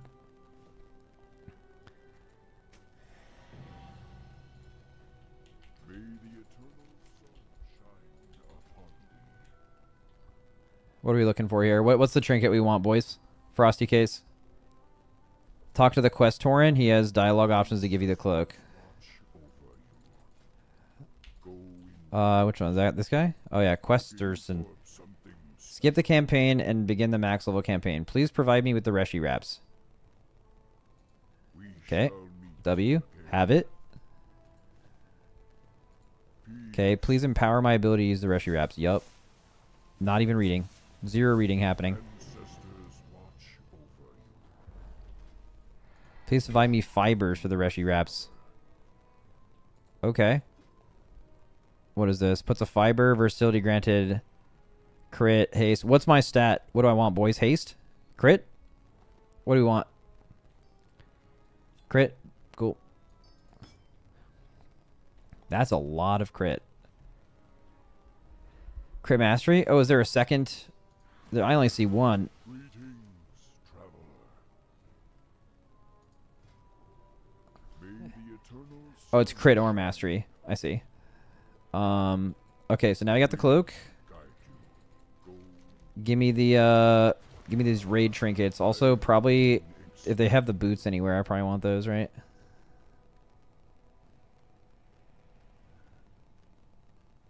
Araz, Nether Prism, and Pacemaker.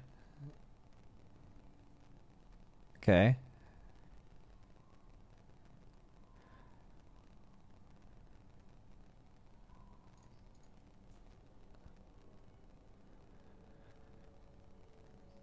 Here we go. Unyielding Nether Prism. Avoidance. Your harmful abilities draw cosmic damage.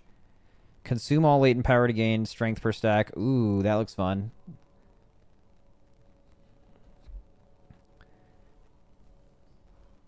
The boots are on the 3rd tab.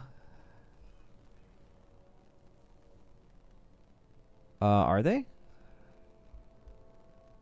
I see a pair of boots, but these don't say that they're like the ones that have that effect on them. The effect's not on them, they're broken. Okay. And someone said a Raz's Ritual Forge. No, this one's on use. See, the other one's the Pacemaker, you said. Where do I get the Pacemaker?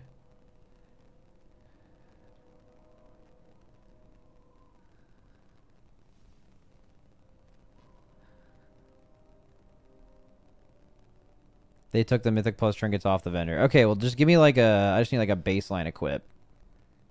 This one. Fuck it. Soulbreaker Sigil. Gives you... Equip that just randomly gives you verse. Cool. This, which an on use, which we'll use. Ancestors watch. Put the booties on. Oh yeah, those are... Yeah, that's fine. Oh, not those. Okay. What is my on-use bound to on this character? Yeah. That is it. As long as a button doesn't use it randomly. Like pillar. Pillar, any of these buttons have a macro that uses those? I don't believe so. Okay, I believe everything is also still bound. Alright, so I just need to kind of look at the talents real quick and see what's different. So I know Empower Room Weapon, right? Do they make this off GCD? Is it on GCD? You need a target. Oh yeah, it does damage. Dealing huge or do big dam and reduces damage to enemy nearby. Grants you killing machine. Okay. What are the like main talents I want to look at here? You need a weapon probably. Oh yeah, can I get a new weapon down there? It's a two-hand. You want to wear a two-hander, right?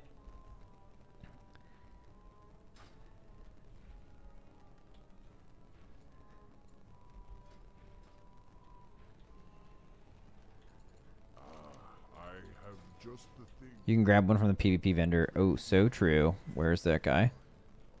Class set guy, quest guy, trinket extraordinaire, crafterman. Where's the PvP man?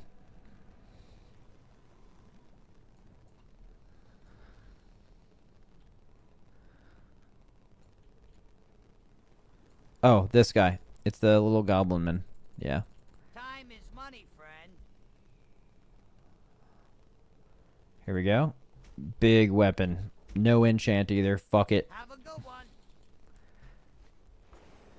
We're huge. Alright. I guess we should, Oh, rune forging it probably matters. Fuck. Let's do that.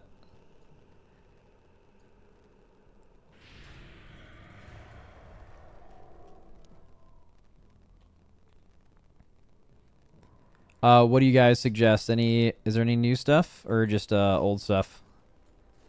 Is it a Fallen Crusader angle?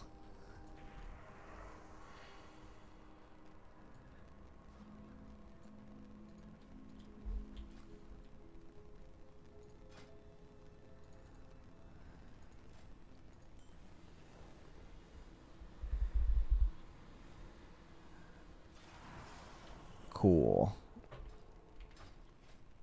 I'm just going to hit a dummy real quick and see what happens. So, do we have Breath Bound? We do. Cost 60 runic power, though.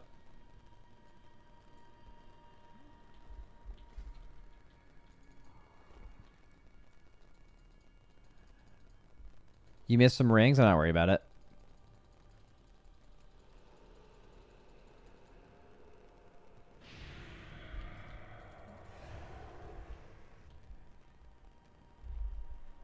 Okay.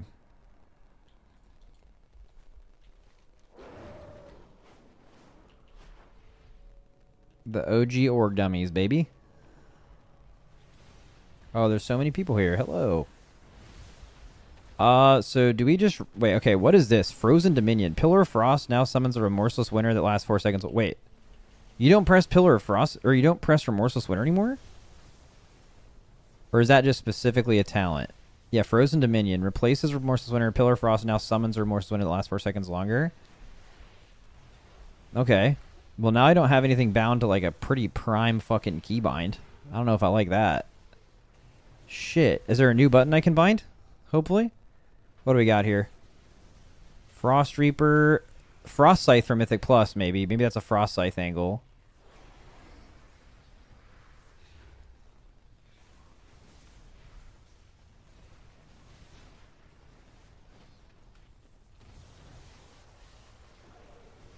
And Glacial Advance is now a baseline spell.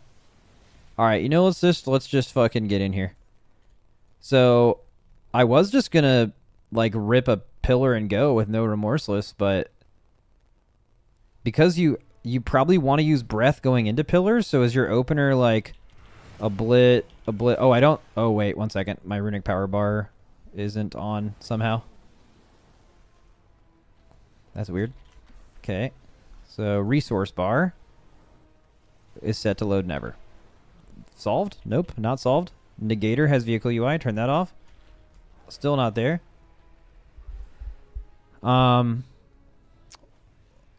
That's not good. What's going on here? You need to turn all of your essentials on. Yeah, but I set it to like all be there for...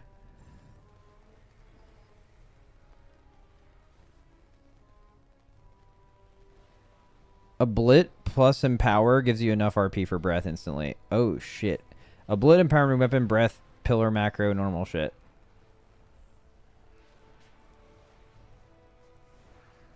If you have an old AUI resource bar, it won't work. Ugh, okay. Can someone just give me, like, the new resource bar? And I'll just put it in the group. I don't feel like re-downloading his shit right now.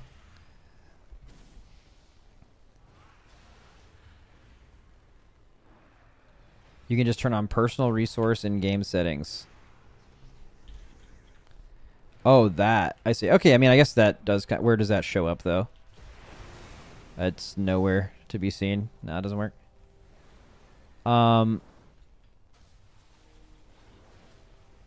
Edit mode. Well, personal resource display should just be over your character, right? It should show up beneath your character. Yeah, it's just not there. Okay. We have an issue. I need to be able to see this somehow. Maybe someone can just DM me. Anyone with Kevin's UI, DM me the new shit.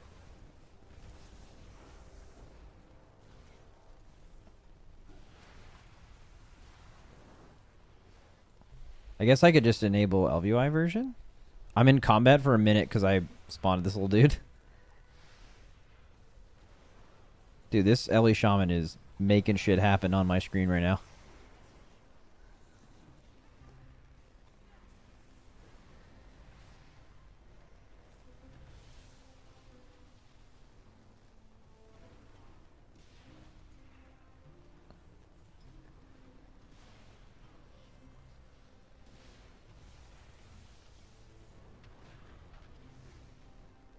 That's it, right?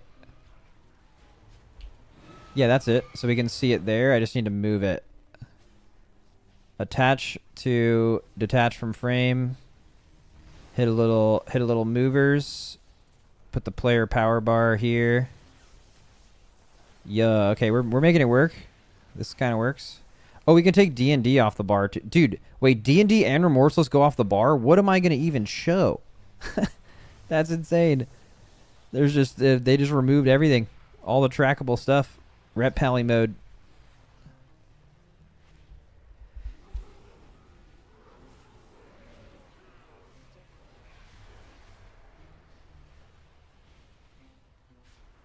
There, I mean this isn't like super even, but it works. Okay, so I need to do so you said this, one a blit, and then that gives you enough for breath.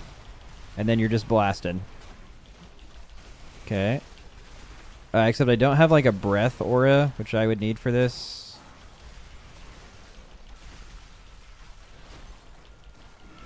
Yeah, breath was not ideal, huh? Okay. Is this it? Single target? You just fucking... Oh, I should have an empowered room weapon for killing machine procs mid thing. Yeah, I forgot about that. But even, like, outside of your CDs, is this it? You just save your empowered room weapon charges for pillars, and then you're just fucking... You're vibing? Wow.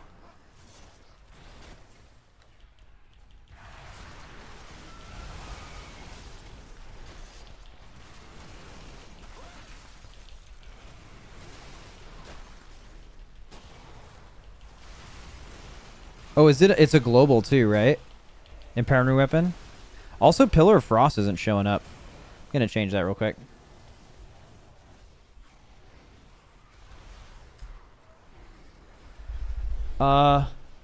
Okay. Why is Pillar of Frost? Did they change the spell ID or something? Did that fix it? No, must be a different ID, I guess. Oh, it's requiring a certain talent. Yeah, there we go. That solved it. And same thing for buff bar.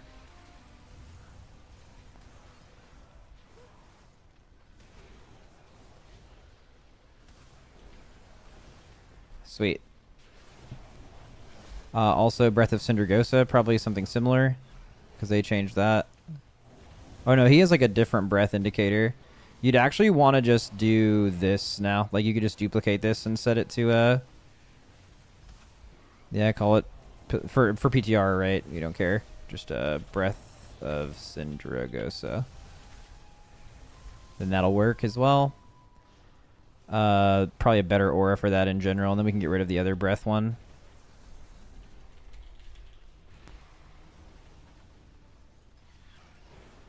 Cool. Empowered room weapon is showing up. We don't need to see our pet.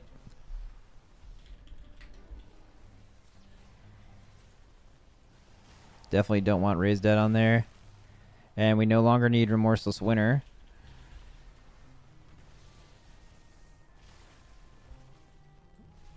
Wait, what did I just do? I just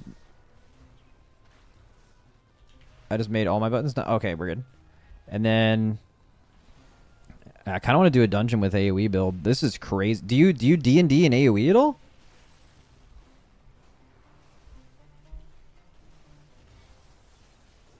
No? Bro, that's crazy. Look at this bar. Or I just not have it load for Frost. Bro, look at my bar right now. Just nothing. There's just nothing on my screen. There's like 3 buttons.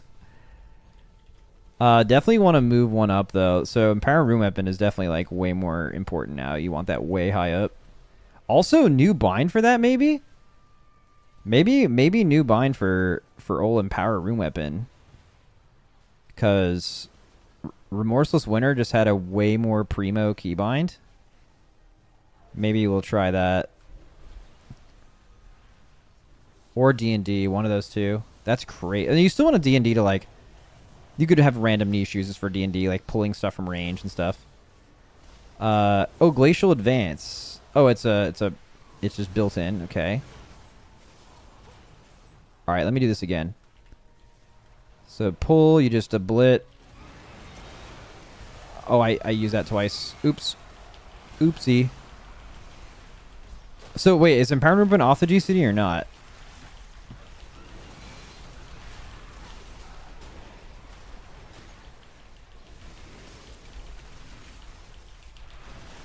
So there I didn't want to Empowered Room Weapon in my cooldowns because I was just so fucking juiced on... It's off? Does it... Oh, it does give you Runic Power. Okay, do you want to press it to Runic Power cap, even if you're just getting resets?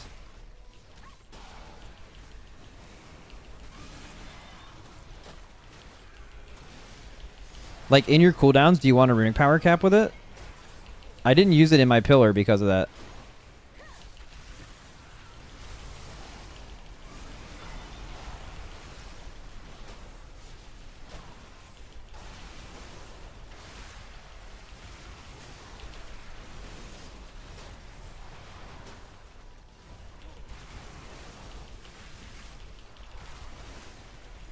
This is so, like, dumbed down. Doesn't play bad, though. Like, Ret's a really dumbed down spec, but Ret's, like, always fun to play.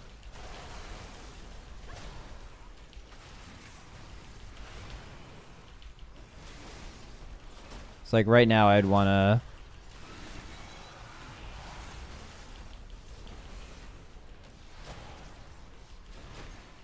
I probably should have saved that Empire Rune Weapon A.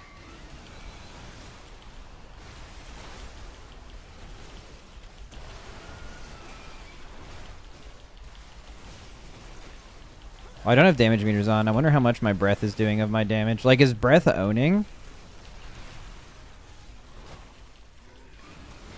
I will say one thing that's kind of nice about new breath is that I believe how it's set up is it's not based on the amount of runes you're spending and runic power you're generating. Because of that, Rhyme and Killing Machine are each going to give you the same extension. One thing that was kind of annoying about Old Breath is, like, part of it was something you had to, like, outplay, which was kind of fun. There were times to rhyme and times when not to rhyme, which is kind of fun. But, like, it is kind of nice that Rhyme is the same as Killing Machine for extending your breath rather than having them be different. But also maybe the gameplay was fun doing that. I actually don't know if I like this. I feel like it's part of this is like, okay, this is kind of simple and I like the way it plays. And part of it is like, what have they done to my boy? Angle.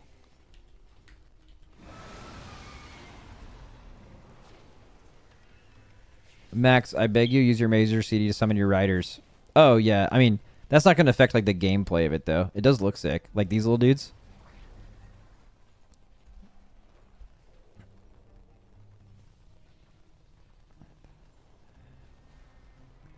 Yeah, I don't know if I actually like this. I feel like they did too much passive.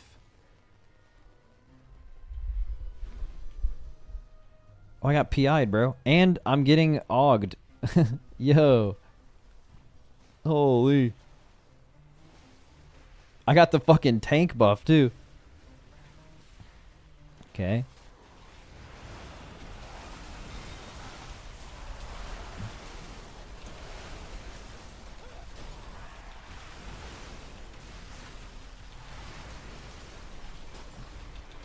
Spending runic power definitely feels better.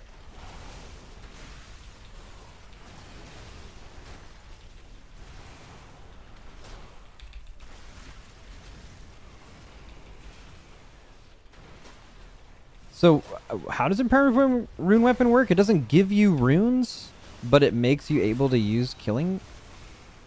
I'm a little confused by that. Maybe I'm feeling it wrong. No, it just gives you runic power and grants you killing machine. Okay.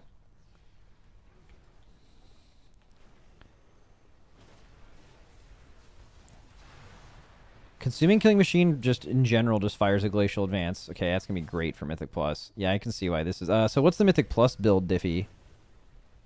What do you add in here?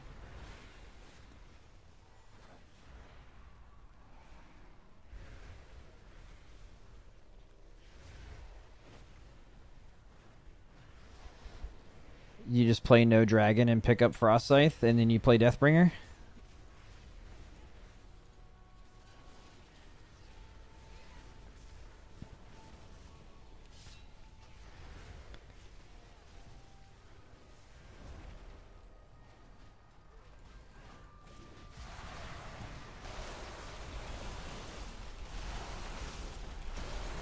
Then you probably... Wait, so how do they change Frost Scythe? Frost Scythe used to, like, kind of feel bad. Oh, they made it... Oh, okay. Well, I guess you want to angle yourself, right, for the advances. They just made it a blit, but AoE a blit.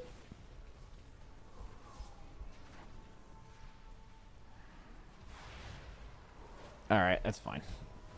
I mean, I don't know if I love this, though. I don't know if I'm a huge fan. What is Havoc playing like this season? Havoc or Windwalker angle, maybe?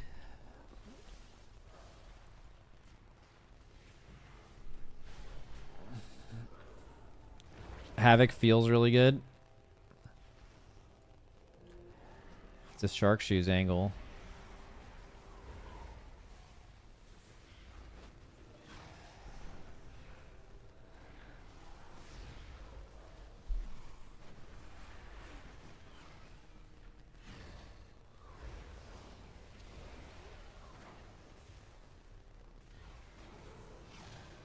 Try something totally new.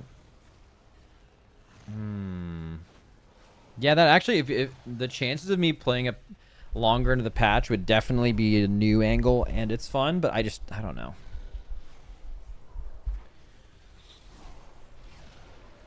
Two hours, we did it. Guys, we're not, no, I know it's been 2 hours. I'm not ending the stream. We're watching the mop one. We're watching the mop race, baby.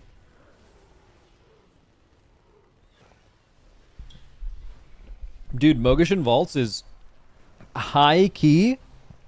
Mogishan Vaults is a really cool raid. Really cool. Like aesthetically cool, but there's a couple really cool bosses in there. Now, keep in mind, it's not going to stand up to like most like end expansion raids, because this was back in the day when they made like easier intro raids on purpose, like Mogishan Vaults, Emerald Nightmare, High Mall. This is one of those, but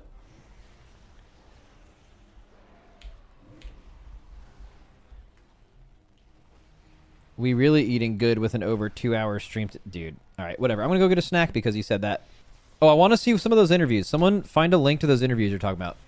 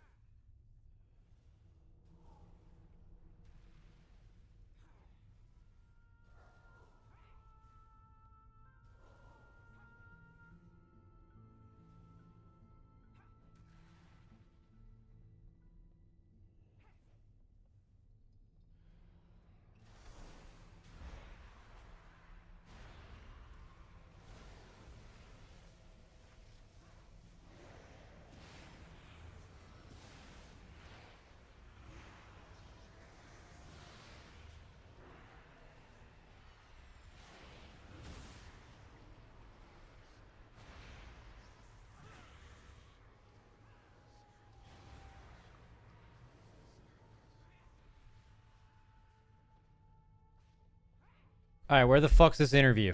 All right, here we go. Dude, we might have to cut this into two, because depends on how long it is.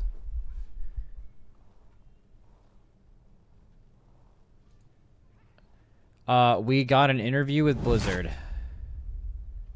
I really thought the Okay, so they got an interview with Blizzard and they put it at the beginning of their podcast. Okay, I get it.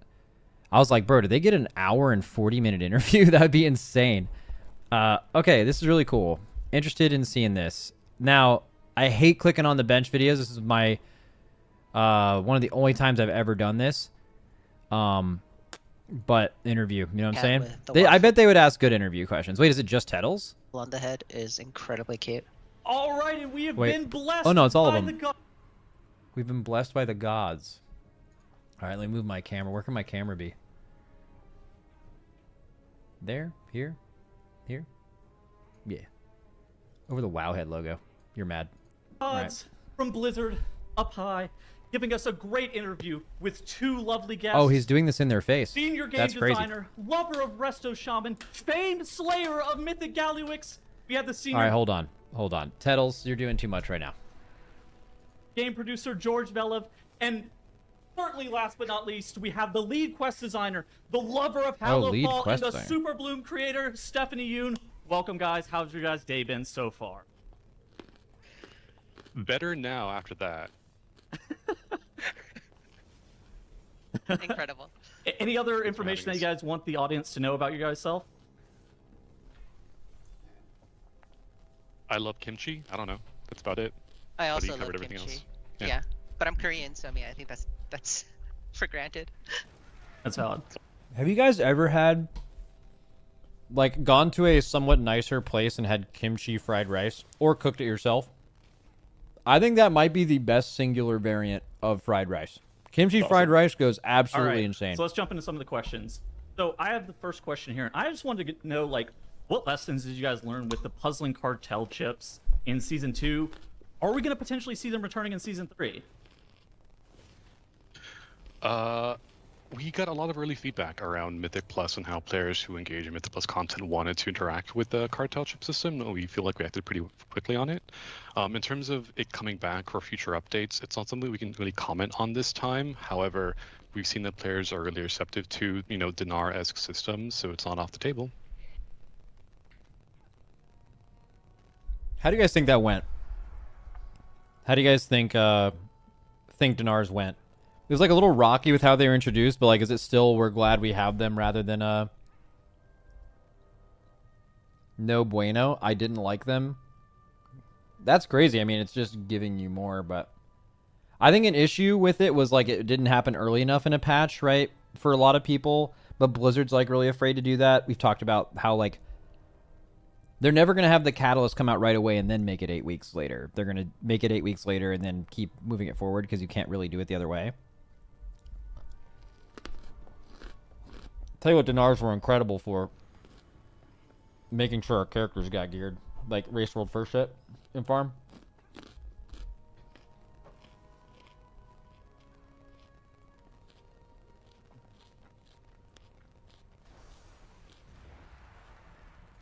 Alright. Also, in addition to that, like the turbo boost gearing, Can't that remember seemed the like food. that was Yeah, sorry. pretty well Carrots are received loud, bro. by the community just as at large. Is there any changes like potentially planned for turbo boost, or maybe that also returning? Similar to the puzzling cartel chip system, we're very happy with how it turned out. But in terms of future updates outside of the scope of Ghost of Koresh, not something we can really sort of tease right now. Though I wish we could. But Cool. So one thing I wanted to ask is, so in Dragonflight, you guys introduced the new talent tree system, gave a ton more player options. Okay. It got expanded again in the War Within with the new hero talents. One thing that Ian Hazakostas mentioned earlier before the War Within was that it did seem to be there was a little bit of defensive creep in the game now that there was more and more options and so many different nodes. I've asked them this multiple times, but nothing give a better was answer than they planned gave me. then, but he did mention it was very difficult to threaten the player without that sort of high bursty damage to force out you to use your defensives. Do you guys still think that this defensive creep exists, and are there plans to sort of make changes to the trees in the future? it's a good question. Yeah, it definitely exists Good question, in some yeah. forms. There is no doubt that with the talent system in Dragonflight, we've added, more hybrid utility, more defensive, and more self-healing tools with damage dealers, and also a little bit through hero talents as well for the War Within. We did so intentionally. There's a lot of value in, giving players agency in world content, and especially delves for DPS to be able to manage their own survival. That being said, we know it comes at a cost, especially when it comes to encounter design and how healers feel. We want to make sure that we're sort of servicing both groups at the same time when possible. We don't have any plans for, disarming defensives, right now in the beginning of the season. We usually want to do, larger changes like this on expansion boundary, where we give it a lot of time to sort of breathe. But are you iterate, planning get to do that? feedback, make sure we're making the right changes. To answer your question, it's always on our minds, and something we discuss quite a bit. But in terms of the immediacy, we don't have any plans to do any sort of defensive pruning. Dude, I think them doing defensive pruning will be really interesting because what has to happen is like they're reduced across the board, which means that certain classes are going to get reduced more than others because some classes have way more defensiveness than others. But you notice this a lot of times when like we try to look at things from the broad scope of the whole game. That would be great for the whole game to have defensives kind of across the board nerfed. Allowed them to make better content. But what I notice a lot in my stream is, and totally understandably so, is a lot of people don't view the game that way. They play one class, or they love one class, maybe they play a few, but they really love one class, and they just don't want to see their one class lose the thing. It's all purely singular motivation. This class, good or bad, this class, gaining or losing something. So you usually just see a bunch of people freak out in chat because they're looking at it from just their perspective, which, why wouldn't you? You are yourself. Totally makes sense. But I just think the whole defensive pruning thing, if they ever do it, it'll be good for the game, but I think it'll be great content because everyone's going to be mad the whole time. Like, basically, no one's going to be happy about it. There's going to be a few people like me that are like, this is good for the game. And then every class losing their main defensive or one of their defensives every week is just going to be like, just absolute mayhem. Like, people are going to be so fucking mad all the time. No one will be happy. Cool. And on the subject, Just pruning anything feels like that, right? Anytime you do that. of how tanks and healers feel too. I think there's kind of a stigma around meta classes, but actually I feel like balance in World of Warcraft is so crazy good right now, considering how many specs there are in the game. Agree. But I do feel like the fact that there are fewer players, at least in the dungeon groups, playing tanks and healers, it does sort of seem like there's a bottleneck there, and it's harder to find groups if you're not a meta spec. So is there any thought into like how to get more people playing tanks and healers in dungeons specifically? Well, first of all, thank you for saying that balance is in a good spot. That's always reassuring to hear. To your question regarding making tanks and healers feel better in, instance content, there really isn't a great silver bullet fix for this, as ultimately a lot of the responsibility for success in that content lies on the tanks and healers. It's up to the tank to figure out the correct routes or the pull speed or what spells and abilities are most dangerous or would use a defensive. Same on the healer side. We're cognizant of it, and we're looking to make some changes where we can, because we don't want people to feel like they're, more stressed than they should be because of a specific role. We do look to incentivize it via rewards, but we know that we could do a little bit better in some respects. We are looking to make some adjustments to tanks in some aspects of the game for the upcoming season.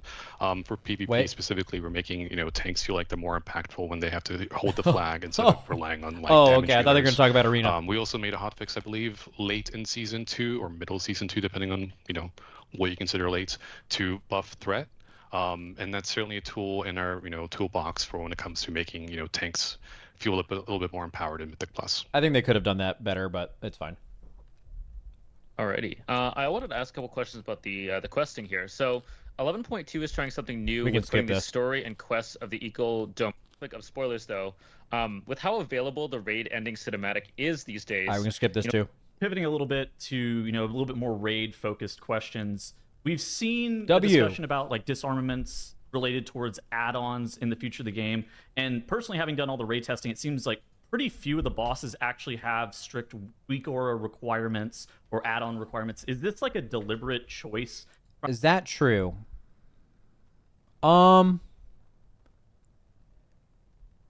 I don't know. Dementius has an ability that was a private aura that is definitely going to have a weak aura made for it, and they eventually made it not a private aura. I think that one will be impactful. And I'm not saying it'll be bad. I'm just saying, like, are they... What Tettles is saying, are they making content right now where they're like, we feel like you won't need weak auras for this? I don't think that lines up. Like, I mean, think about fucking Fractalus, dude. Like, can you imagine Natty doing Fractalus? Like, hey, guys, just remember exactly which rows need walls every time and naturally spread yourselves out. Like, zero shot. Not saying that's going to make Fractalus a bad boss. I think it could be a really good boss. But, like, I don't know. I don't think that's true. Trying to get all the mechanics into place where, these advanced computational weak auras aren't really needed. Also, in addition to that, is there any update as to when add-ons are going to be removed from in-game content, or is there nothing really about that yet? They're not going to answer that. Well, first of all, I'm really happy to hear and glad to hear that, as people are doing PTR content, they don't feel like weak auras are as required as, previous seasons. That's great. We always consider it a success when players feel like they have the great shot at killing bosses without, external tools like add-ons. I wouldn't say our philosophy has really changed dramatically moving from 11.1 to 11.2, but we are working on future updates where we are having internal discussions on philosophy and things of that light, which has put a bit of a spotlight on how add-ons work. There's nothing here. Wait, Max, a bunch of MoP Classic players just got banned 30 minutes before the race started, apparently. Yo, that's insane. Bro, that's fucking sick. That's crazy, crazy content. What the fuck? Really? Oh, dude, I kind of want to follow that. I don't know where I could follow that, but I want to see how many people's raid comps are just fucking destroyed. Wonder if people will wipe now. Do we know if, like, any of the main players got banned? In World of Warcraft. Holy Pally Swee. But they usually don't start doing it until after. Twitch.tv/Holy Pally Swee. That's not a channel. Holy Palla Swee? Yeah, that's what it is. 2K viewers. Oh my god. Fucking live. Live fucking banned. Your World of Warcraft account has been suspended. Wait, can I show my VOD from before, maybe? Or is this someone else's screen? Race starts in 22. Yeah, I'm showing. Guys, do you want to see what we did before? At 5 p.m. Let's see. Ooh. Wait, they killed bosses? They already killed bosses?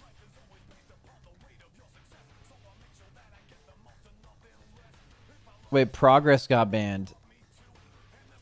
The bosses were up early by mistake. Oh, and they went in there and started killing them?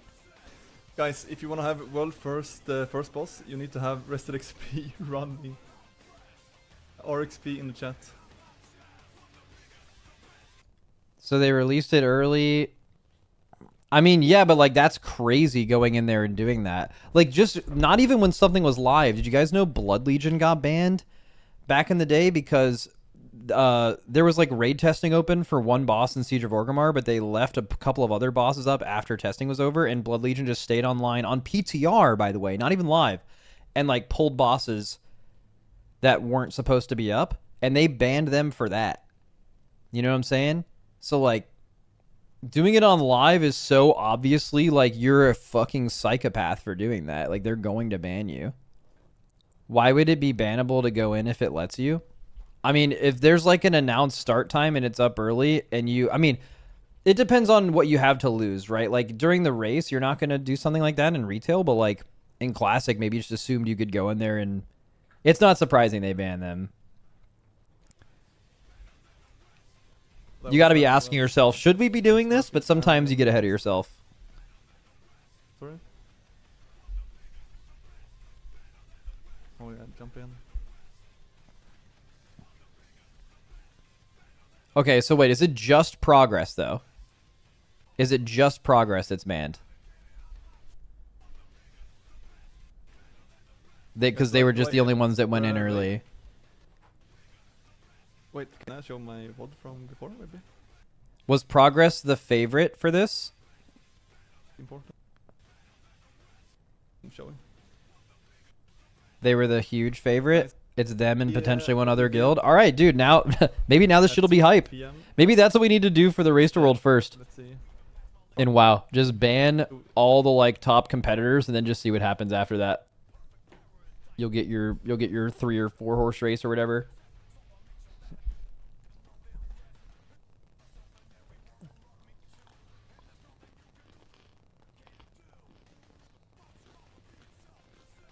Guys, if you want to have world first boss, you need to have rested XP running. RXP in the chat.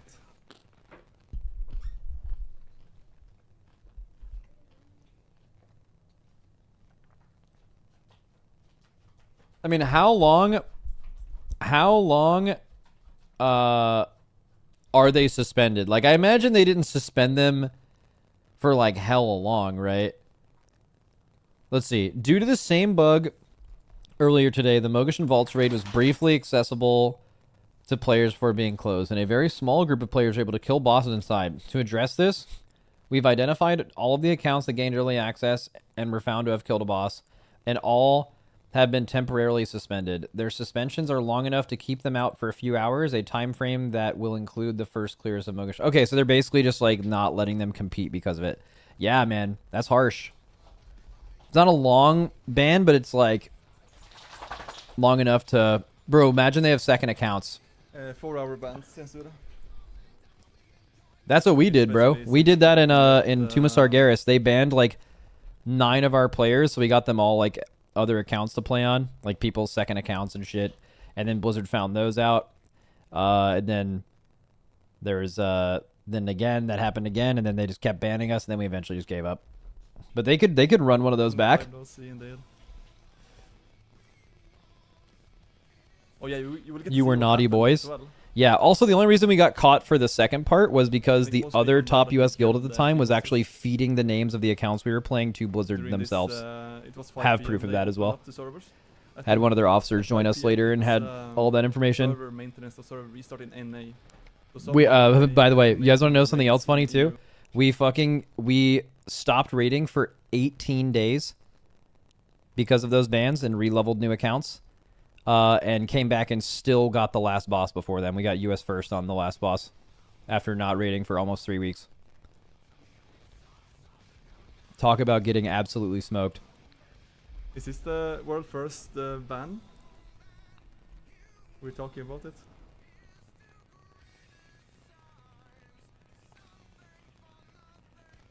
And the shaman That hitting chill over upside it. down dog behind you? Yeah, bro. Ella's absolutely vibing right now. Wait, if I turn around, she's going to, she's probably... Wait, can I, like, scoot to the side, maybe? Yeah, look at her. She's just completely... Hi, Lily. Hi, Lily. Alright, we This is could... from early today, when I had the black screen. Okay, apparently there's more. Let's can skim. impact content So linking they're not curve. going to answer this. They're not going to answer about add-ons. Mythic Plus changes, thoughts about Resilient and solo queue. Great. Let's listen to this. So I feel like this season and this expansion in general, you guys have made a lot of big changes to M+, and the dungeons are really getting, I don't want to say simple because they're very challenging, but more accessible for solo players pushing in high M+. You don't necessarily need a team playing together all the time, and we're seeing tons and tons more people just in the group finder trying to test their abilities, doing 15s, 16s, moving up. You guys introduced resilient keys. It still feels a little weird because you sort of join keys only because they're score for you, and you're kind of just waiting around an LFG until you can get into a key that's score. And then once you end up upgrading your key, you're kind of incentivized to just, well, drop that group and jump in and try and find slightly better players. Are there any ideas or plans, thoughts about either trying to encourage groups to stick together more, or do you guys like the sort of solo play? And have you thought about maybe changing Resilient? A lot of people have suggested Resilient +1, or maybe even, I don't know, like a solo queue M+ system. That sounds really cool. In terms of, in the immediacy, we don't really have anything sort of new to share with how we're approaching Mythic Plus grouping. That being said, what you mentioned previously about keeping people together, we have been discussing ways to connect like-minded players across all types of content. But the goal for high-end Mythic Plus, is going to demand more coordination. Deeper you go, that's expected. And our goal is to sort of provide tools that help players find others that they enjoy playing with. So nothing really new to share at this time, but certainly back of our mind as we approach future seasons and future content updates. Yeah, zero answer. Cool. To Resilient Key Set. What's the next one? One button rotation. Okay. Right on. Good. And one more question. Right on. Good. Said nothing. Sort of the high. No, let's call it high-end gameplay. We introduced the one button rotation this patch, and we're going to see the first raid tier come out with it available. It's very variant, right? And obviously, some specs are more complicated. It works better with other specs than certain ones.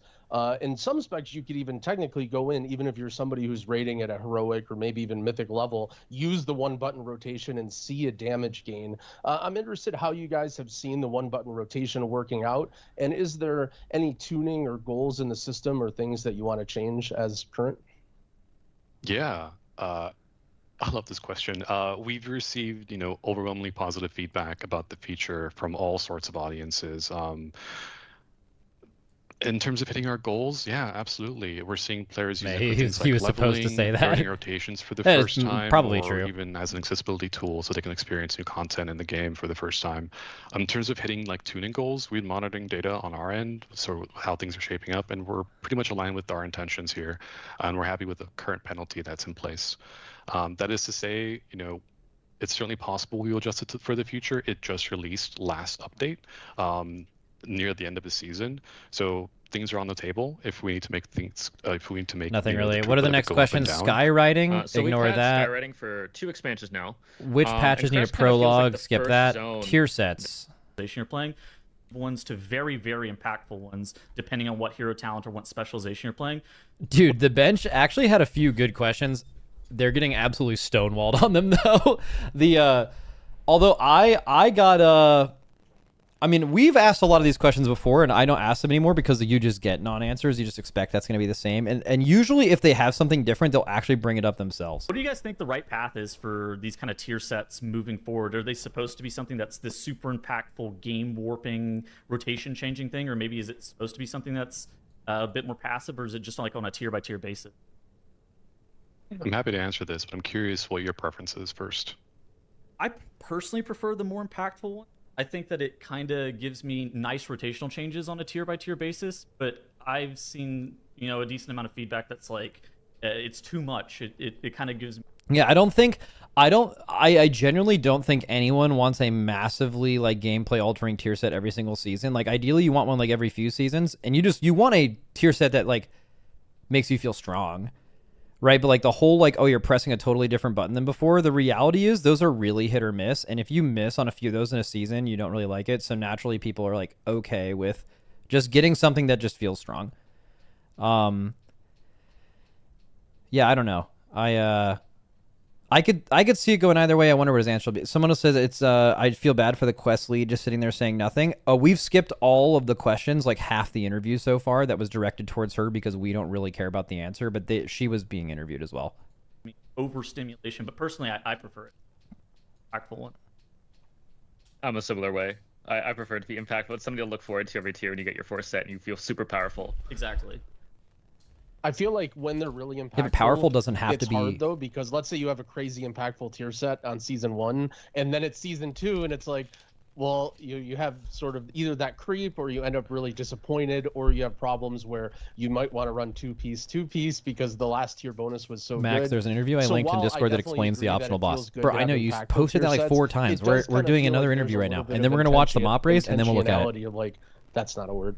The first season's a little bit basic, and then it kind of ramps up as the expansion Cloudy's goes just on. spamming, You guys bro. do that?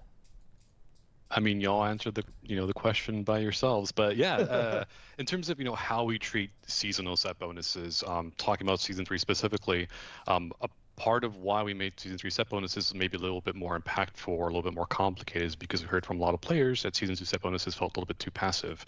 In terms of how do we handle philosophy for seasonal set bonuses, it really depends on feedback and how we're sort of looking to sort of shape the season. Generally though, and I think we've seen this over the past couple of expansions, we do want to make the later tier sets a little bit spicier, a little bit more impactful. Like later in the expansion, expansion, the 3rd or 4th season of an expansion, depending on which expansion you're talking about. Players are used to playing with the new systems that we've added. That actually makes a lot of sense. For example, Dragonflight, we had a bunch of talent revamp. The set bonuses were quite simple. I never thought about that. They got more complicated. For the War Within, we had a hero talents, and now we're doing hero talent themed tier sets. And we find that over the course of the seasons, people learn their systems, and we can push it a little bit more and see exactly how much we can add via set bonuses. That being said, I do agree with majority of y'all. I'm really looking forward to having more impactful set bonuses for season 3 personally, and something that we like doing on our end quite a bit is it gives us additional tuning knob to leverage when we do our live tuning passes. If there's a hero talent tree that's a little bit too powerful or too potent, we can always tune down the set bonus as well. So overall, I'm really curious how they play out. Okay, this is probably the end of that. Okay, there's a small gearing. We have the race in 10 minutes, and there's a small gearing process tidbit, and then we have like a few minutes on the gearing raid buffs and DK grip. So let's at least hear the question of the gearing process to see if we care about the answer. But we have the embellishments that were introduced in Dragonflight. Yeah, embellishments suck. 2 pieces. Now we have the Rishi wraps and the boots. Chad, if Max seems a bit annoyed or stressed out today, it's because he is overworking. It's a rough day for him. Dude, I used to stream over 2 hours like every day for years, dude. This is not like I'm built for this shit. I haven't done it in a while. I'm not mad. Okay, it sounds like I'm mad right now.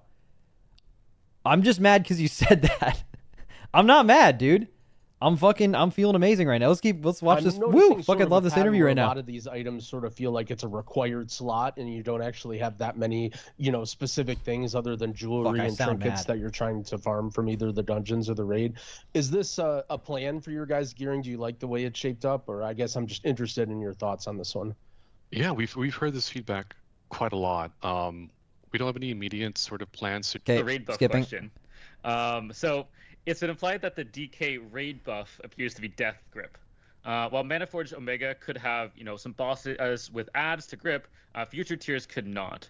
Why was this decision made instead of giving DKs and all specs a more traditional 60-minute raid buff? Right to the point. Great question. Good question. I was expecting this to come up at some point. Did you not send the questions ahead of time? in terms of how we approach raid buffs and Unless there's a just surprise. class buffs as a whole, ultimately the goal here is broad spec representation across all types of content, across all the roles. But we also want to explore spaces where we can make unique utility as a valuable part of why you bring a class or a spec to a raid.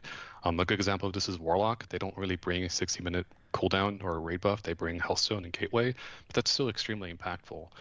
So we want to see if we can carve out a space where Death Knights have an opportunity to shine as well. Can we, make Death Grip more impactful, in upcoming tiers? Can we make it so that they have some agency there? But not only that, we're also buffing AMZ by quite a bit. We're changing it to be % magic DR, which if you've rated, Castle Nat. Yeah, I mean, AMZ, that is one thing people are are not really thinking about going into next raid is like, if you're talking about just having a one of in your raid, having one AMZ on basically every boss is like just insane value. When you start to add AMZs, most bosses, the second and third are way worse, but just one every 3 minutes is like, you're going to get a fucking fat use of that.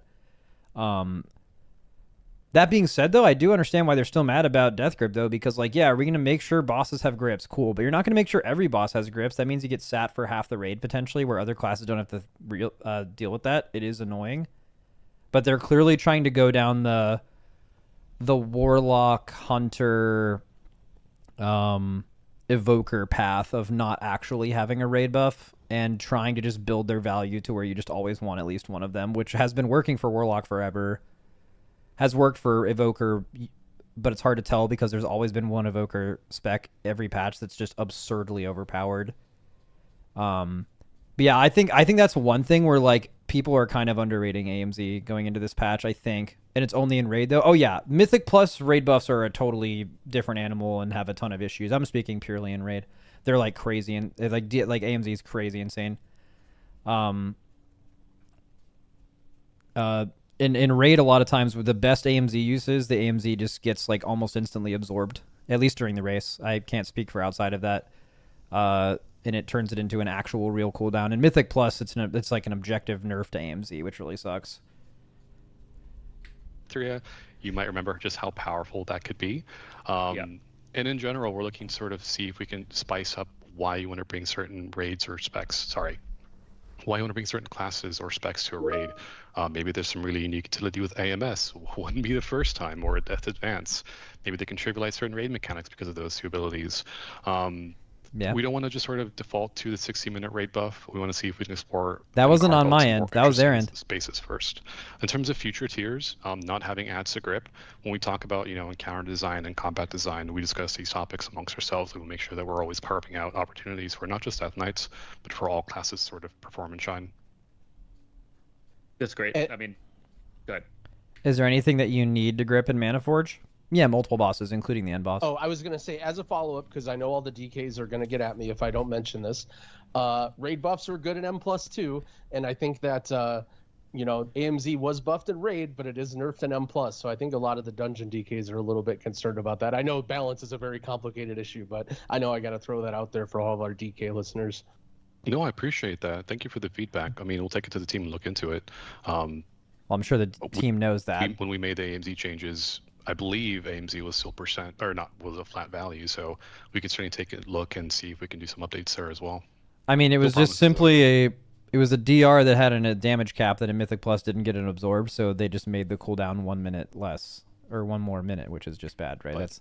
And there's zero chance the encounter or the class designers don't know that or didn't know that. Expansions, we're always happy to update and iterate where appropriate. Very cool. And I guess I gotta throw out one more question for the fans. We're about to go to the classic race, so they may not have a good answer for this. Legion Tower Mage skins. We can skip that. Okay, boys. I need WoW Classic streamers to watch. Wait, is this a VOD or is he unbanned? Someone said Rion TV. Someone said Asian Bunny X. Okay. So we have Rion TV.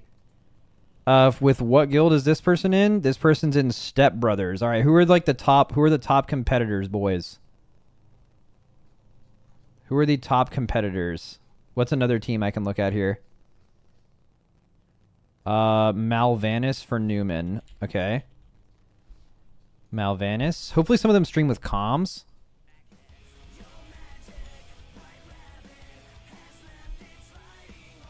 Jordy. Oh, dude, I met him. He's also in my stream sometimes. That's fun. Int food that does not have the root of int food. What guild is he in?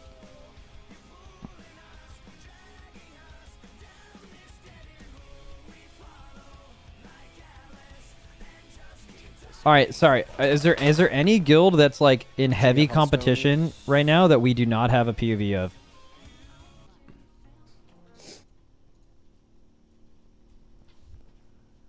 Newman, we have Newman. We have Newman, I think, unless you guys lied about that. Yeah, we have Newman. We're chilling. Progress got banned. Alanduo from Bipolar. Okay.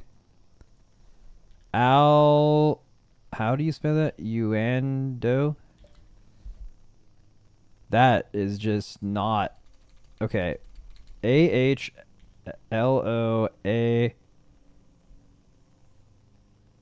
U-N-D-O-H. It's so hard to read with chat moving like that. Okay, cool. Who is this? This is,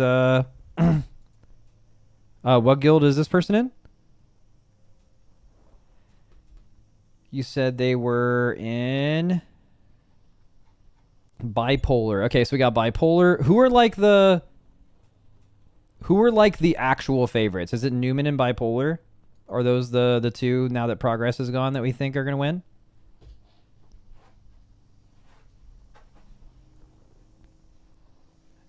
Newman is the favorite. Okay, so we'll put Newman first. We'll put these guys after. All right, so we'll start with Newman then. Also, this guy's music on.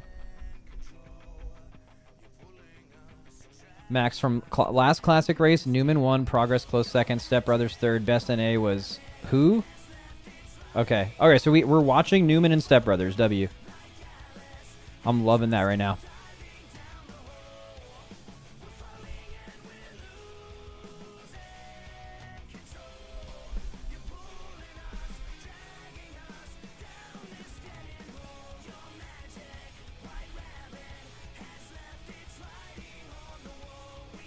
Max, change your category to WoW Classic. Wait, is that an actual category on Twitch now?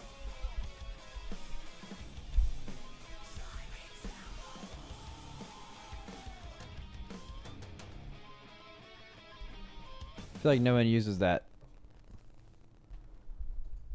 You just make that shit up? Alright, it should be open.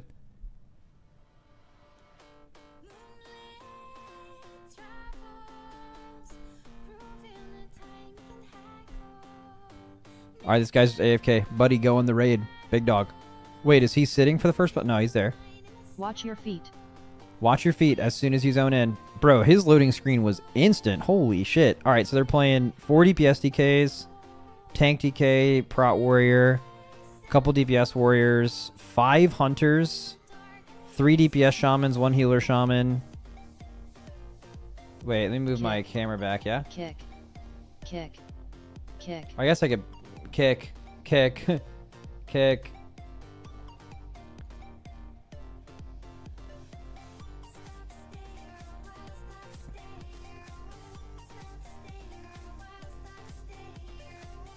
The EU yeah goes hard. What are you doing, yeah? Or the EU or? Should we do that or?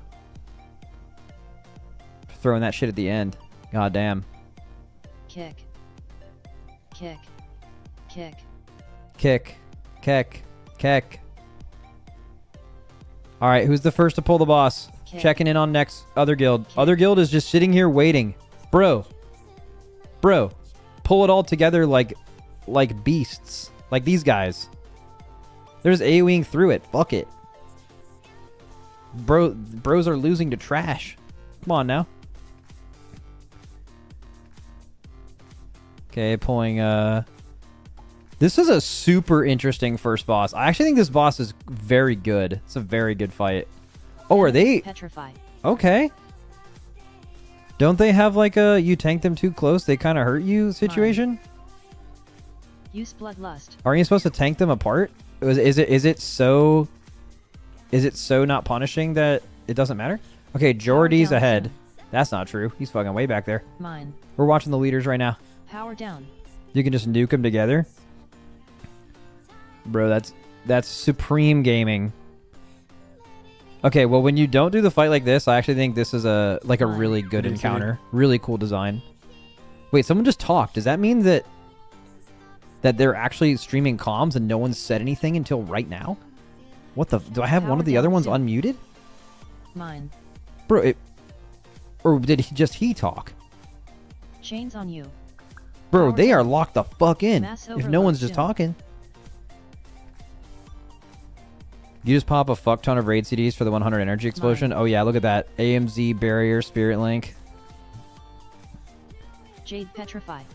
Am I missing something? Why is Elemental Shaman top heals on my screen? It's not top heals. It's probably from AG.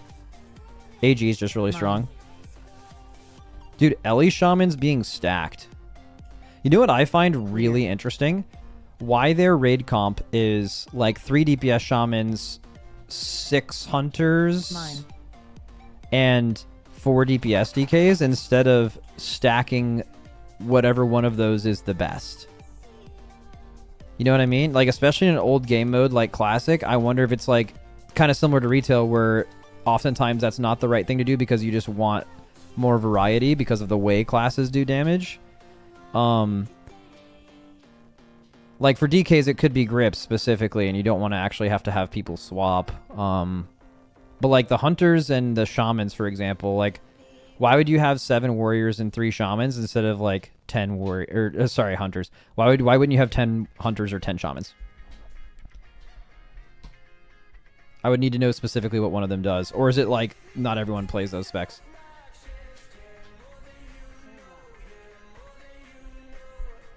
Oh, this is an old banger. I used to listen to this song. Haven't heard this shit in so long. It's kind of an oldie.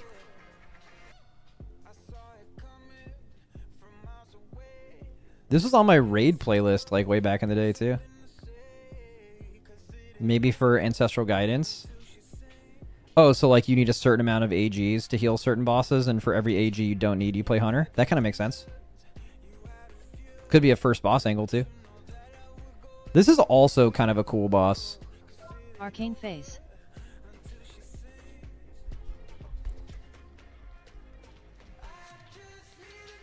Max, Dicey Frog from the guild Not That Bad is ahead on damage. Okay. Hopefully I'm not being baited. Raid damage. Use devotion aura. That's so loud. Okay.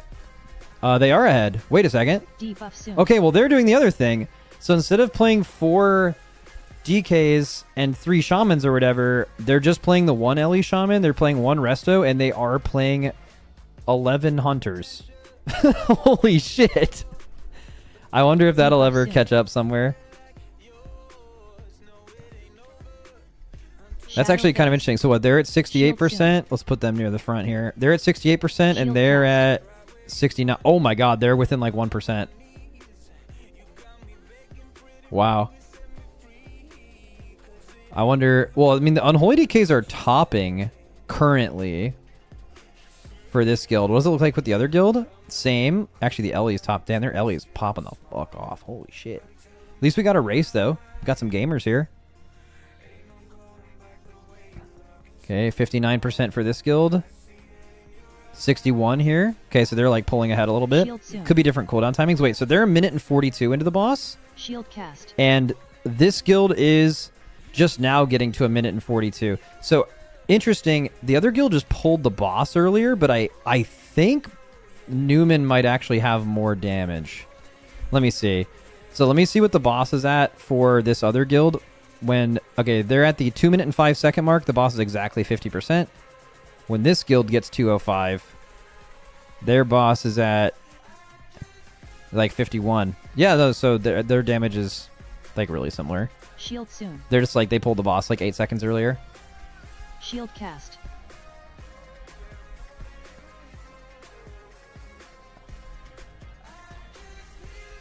Earth phase.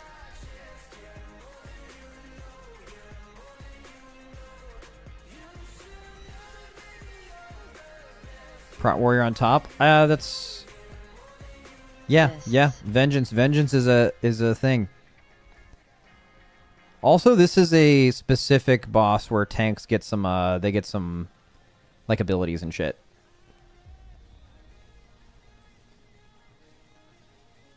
Fists. Epicenter. Okay.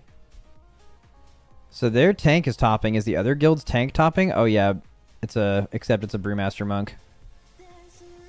Fists. God, I love seeing that. That brings me back. This expansion was probably the reason that I ended up tanking it all during the race later on. Because I was a DPS player, but like, I don't know if you guys have ever been this person where like you were a DPS, but you were in denial, and like every time you got to a hard boss, you just had to tank anyway. But this expansion you felt rewarded for that because you were just able to top damage anyway, so you didn't feel bad that you weren't playing DPS. Fists. Like if you didn't do vengeance level tank damage and they asked me to tank, I would have just said no probably because I was just like that back then. Okay, so not that bad, getting pretty close to killing, 8% when their cooldowns came back up. Oh, and they've had 2 deaths on Newman's side, and they're back at 20% with only 8 seconds of combat time difference. Massive diffy there. Looks like the Brewmaster's like turbo cranking for them too. This is a tank app. This is actually a tank app. Complete tank app. Dude, I love the 11 Hunter comp too. That goes crazy. All right, so back in the day, this next boss was like the second hardest boss in the raid. It was a very, very tight check. Players are a lot better now. I'm sure they've practiced it. Drop lane. But I'm interested to see how this goes.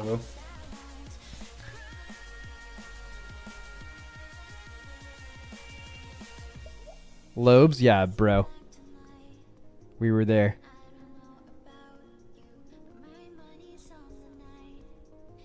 Yeah, my guild back then exploited this boss.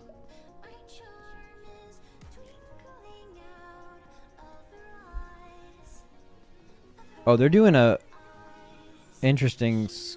I wonder that can't have saved that much time.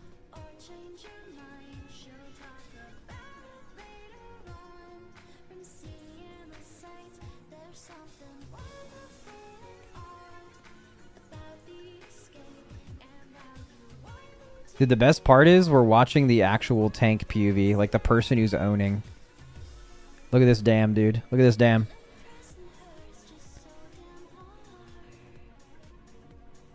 Just topping dam as a tank, baby. I've got him with Rachel in a sec. Oh, that's this guy that has the mic. Okay, so they're not streaming comms. It's just the tank is talking. Targeted.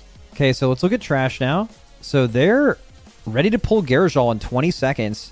Newman isn't even done with the trash. They're not even seeing the RP yet. They didn't skip those initial guys. Bro, Newman's kind of getting definitely early in the race are getting owned a little bit. Let's do a quick little check on everybody else. These guys are still on. These guys. Wait, are these guys in the same guild? They're the same. Though he's just watching the same guy.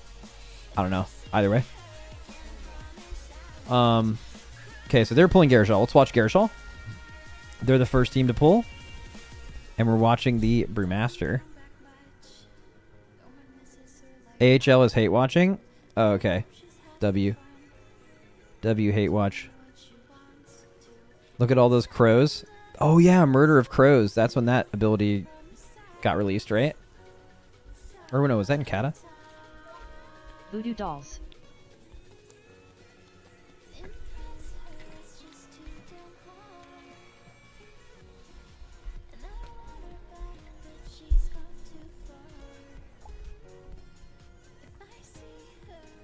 The damage is crazy. Oh yeah, they're owning. Dude, I played a Feral Druid on this boss, and your optimal damage rotation was Heart of the Wild and just casting Wrath for the first 40 seconds of this fight. Like beginning of expansion tuning. Okay, so he's going downstairs.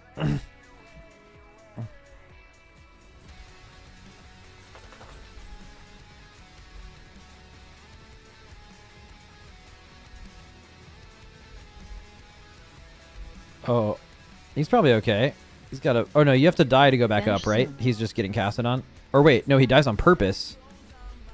That's interesting. Oh, probably an underhealing thing? Banishment. Maybe... I can't tell if that was a mistake. I actually don't remember how this boss works. He doesn't have to, but it's faster to use the res. Oh, that's fucking goated.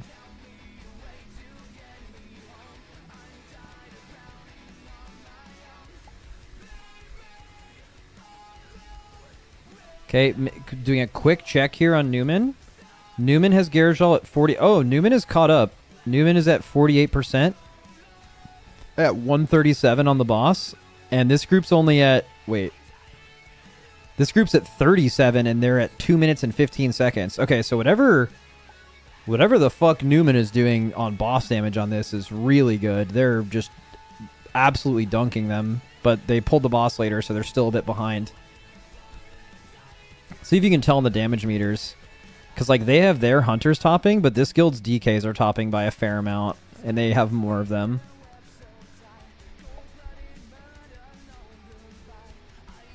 Vanish soon. And Newman is 3 healing. Ooh. Wait. Newman's 3 healing and not that bad is 5 healing. Banishment. Bro. They're going to actually kill this boss first. Right? When their cooldowns come back up. No, they're going to kill before their C's come back up. So are not that bad. Oh, those are Brewmasters. I'm so stupid. I'm so stupid. They're also 3 healing. It's just fucking monks. Dude, Guard was so OP. Brewmaster's so OP, man.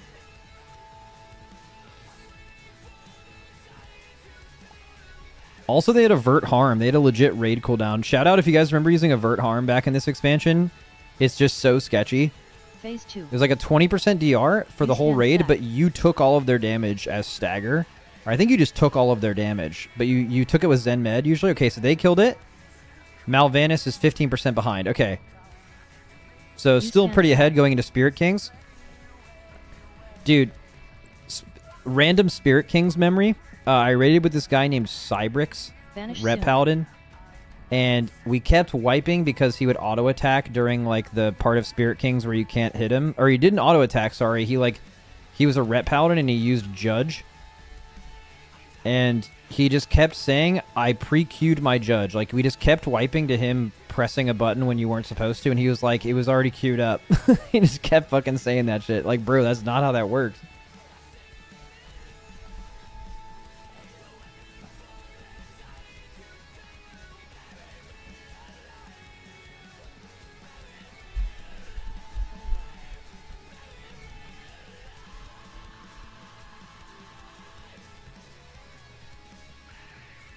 Alright. What do we got here? Okay. Little check since they're doing trash. The trash is almost over, though. So they're just 1 trash pack behind. Someone said there's a 3rd guild that's pretty close behind that we want to keep an eye on. I was given a name here. Name is Insane... This guy. This guy. His intent... Yeah, I'm an adult. We're good. Okay, so they just killed Garajal, so they are in 3rd. Okay, so we'll watch them there.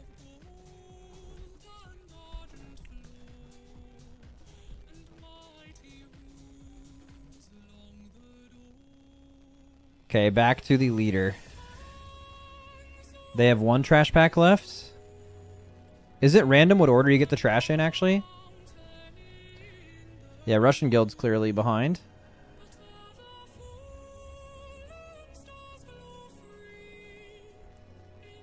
Oh, the trash is the same order. Okay, so we'll be able to tell. So they're going up to boss. They're, again, still 1 trash pack behind, basically. Spirit King's up in 20. All right, we're watching this guild. They're ahead. I'll check, like, halfway through. What's the mechanic called where you can't attack? I don't remember. I should remember. It's like a really iconic ability. It's a shield. Shield of Darkness. Alright, it's whatever the shield mechanic is. And... oh yeah, each boss has one. So this one's Impervious Shield. Yeah, whenever the shield goes up, no one can attack, and then randomly hunters can't auto shot. So hunters have to actually like turn their characters around. Look at all the birds. Yep, bird gang. Oh yeah, this is where the whole raid like. Oh, this is actually one of the first mechanics that like required, like good group positioning, but also like personal responsibility, where these guys would charge across the room. Because like I think you can probably bait it in the exact spot every time, but back then, oh, we have fucked up the tank mechanic. Those two guys onked, but like a bunch of hunters died. Volley soon. This is very bad. Very bad, very bad. Because even if they don't wipe here, they're going to lose a ton of time. They're able to res 1, so 2 deaths. Other group is at a similar point, just behind them, and 0 deaths, obviously. Let's watch their transition. Okay, they got... Wait, I forgot how battle reses worked back then. They were able to instantly battle res 3. So only 1 death. That's certainly salvageable. I think that's... My weak aura doesn't work. My weak aura doesn't work for the stun. I can't see my stun durations. Oh, that's this guy talking, by the way. That's really interesting. So, does 1 DPS make up for 10% boss damage over the course of the fight? Almost certainly, yes. Volley.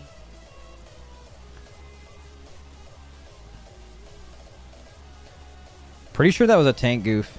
So this fight, one of the bits is that the boss does like a frontal that the entire raid has to stack in, and if like everyone's not in it, like obviously it doesn't split as much damage and it becomes really lethal.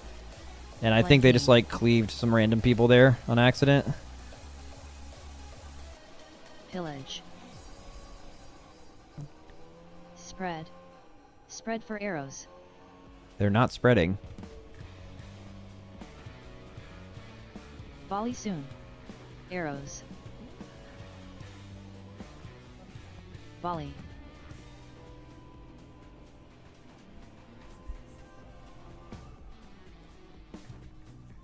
Pillage? Oh, I remember that.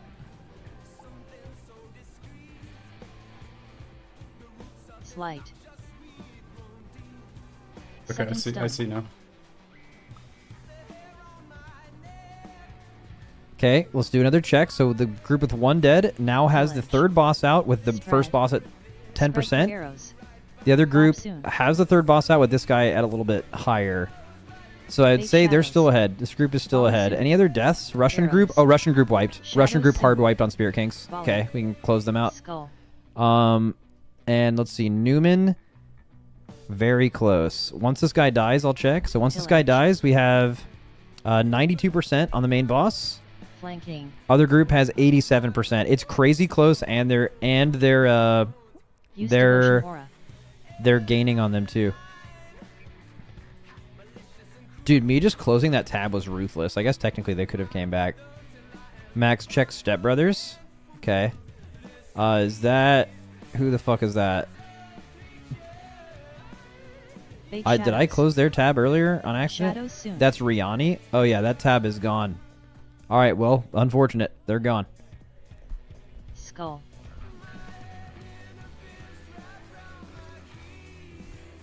Currently, I think we're looking at the 2 guilds that are pretty firmly ahead. Shield of Darkness, get away, don't hit. Oh, the little check mark weak aura. That's smart. Goddamn, I still remember Cybrix wiping our ass to this fight. Also, it's so stupid that hunters can't auto shot during that and everyone else can melee.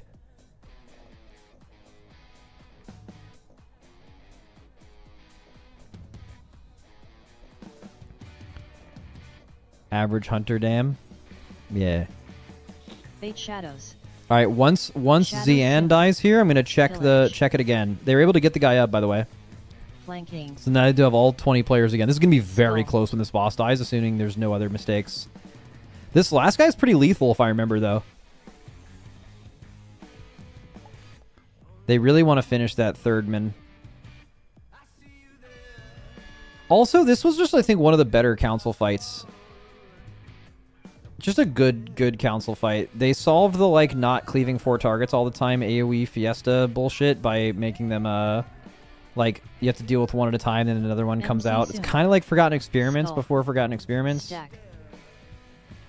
MC casting.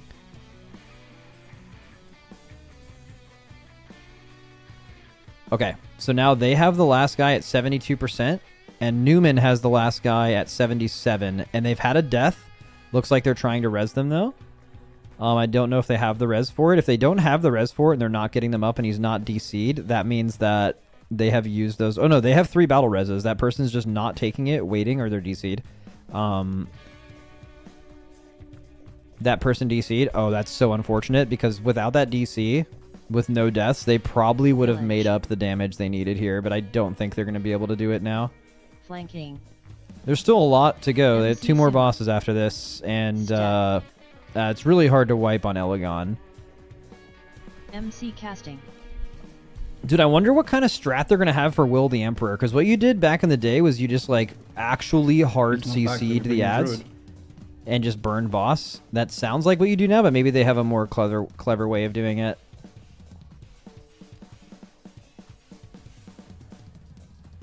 But, like, basically that boss could take super long, or you could play, like, really greedy. Fate Shadows. Okay, so Shadows going back. 7%. They're going to end up killing this, what, 10 seconds later? Don't boot. Damn, unfortunate DC, bro. Without that DC, I bet they're, like, pretty much tied. Unfortunate.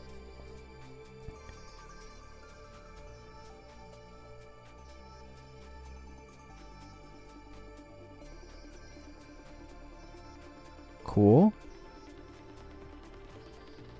Okay, going to Elegon now. One of the cooler looking bosses in history, although all of you know that because it's a really popular mount to farm. But if you can get yourself in the mindset of you when you were like 15 years younger, and you just like walked into Mogashan Vaults and you just saw Elegon the first time in Elegon's room, that was a moment, dude. That was a moment. That was a moment that... Oh, wait, so they're doing some interesting waiting here. They must be doing a skip with a lot of people, and they're waiting to, like, summon. We pulled. Oh. That's a we pulled from Not That Bad. Or maybe... Okay, so they did a skip. The other group is killing it. Okay, second ranked group, currently Newman is hard killing trash. Maybe by accident, not sure. Looks like they've replaced the player who DC'd, and they're going to probably summon them to the last boss. And the other group fully trash skip to Elegon. That's a Gapperton right there. I think that's gonna be pretty hard to overcome. Are these expected to be one shot? Why does a DC matter? DC player is bad because obviously you're down 1 DPS for a boss, so you are gonna lose the time on the fight. I'll just make it up like 10 to 15 seconds, if not more.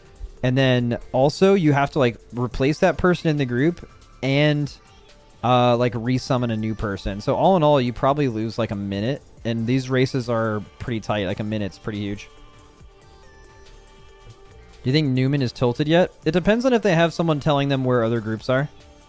In this scenario where you're just kind of focusing on yourself, I imagine you'd want to have people fully focus on you and not see that, because like the reality is if you have like every other guild that you're competing with on your other monitor and you see that you're behind, it's actually pretty normal for people to disengage and actually tilt from that, which makes them play worse. And the reality is all you care about is how you're playing at that current moment. So the smart thing to do would be to completely ignore it and just play the game.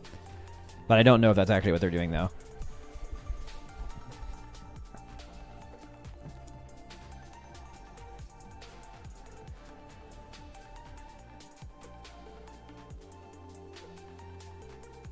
Max, if you and Echo competed in Mop Classic, who did you think will win?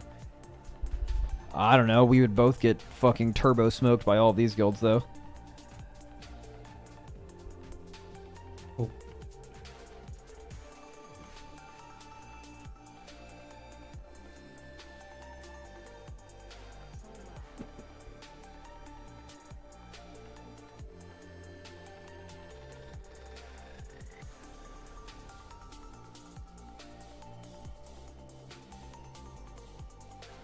All right. So, other group. I don't know if we see an Elegon spawn time. So their console just became active, and I believe they've already gotten there. So boss active in 34. Nice. So again, even with everything that's happened, this guild is still only 25 seconds ahead. That's not a small number. but it's not within the realm of like you could outstrat them on Will the Emperor with that. Maybe. Call for Aura Mastery, I guess, when he would have been using CDs.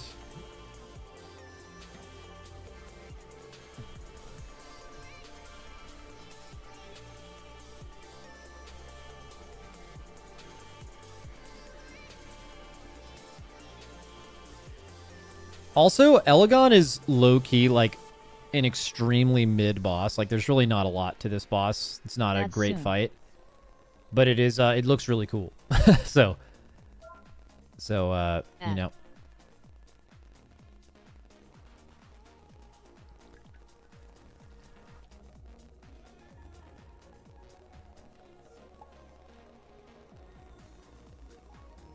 High stacks. They just had 2 deaths there. They still have reses, though, so it probably doesn't matter. I don't know how much, like, rebuffing people matters, losing food buffs in this expansion. Annihilation. Oh, this was fun. Like, spreading out damage on these.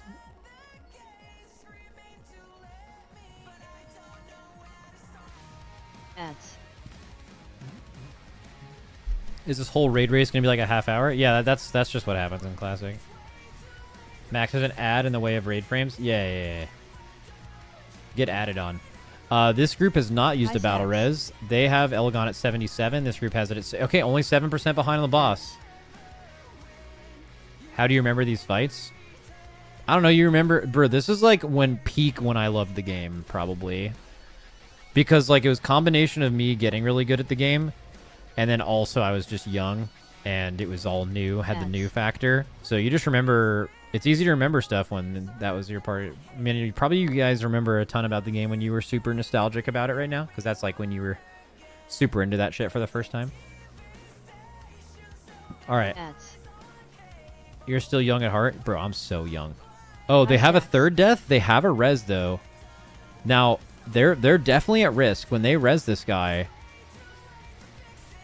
the other group could catch up. They have still not used a res, Newman. Elegon's at a similar HP as well. Definitely Elegon's a little lower for this guild, but they are officially out of battle reses for another minute. Ads.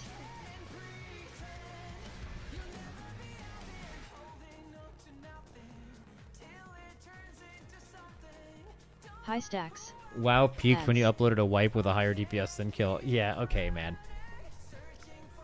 Ooh, bad damage split. Floor go by.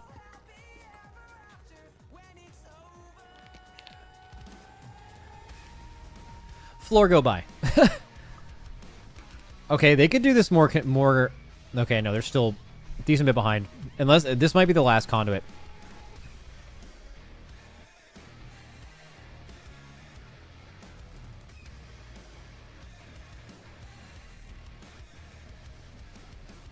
What is the buy emote? Who did that? 47% for Frog, and Elegon still phasing at 50 here.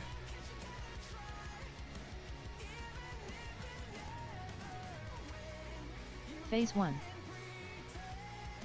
Bro's name is African Cum. That's soon. Yeah, most normal Classic player name. Phase 2.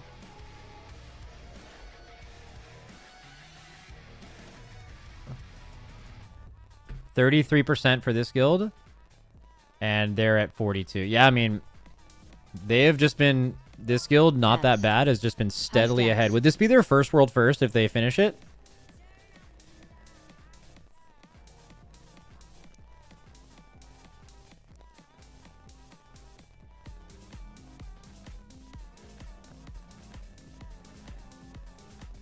A lot of their players have world first, just not... This would be their first as their guild. No, this is Beef Bar renamed. A lot of those guys are from one of the former world first guilds, Beef Bar. Okay.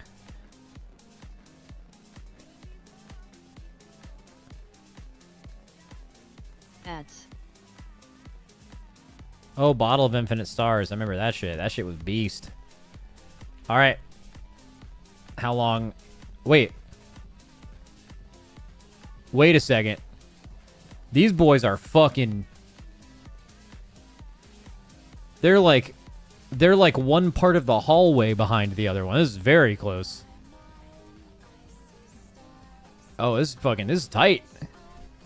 Could totally depend on... Dude, if Newman ends up winning this, that's going to be crazy because they like accidentally pulled this trash. They had like all those deaths on that fight. Oh man, that would be...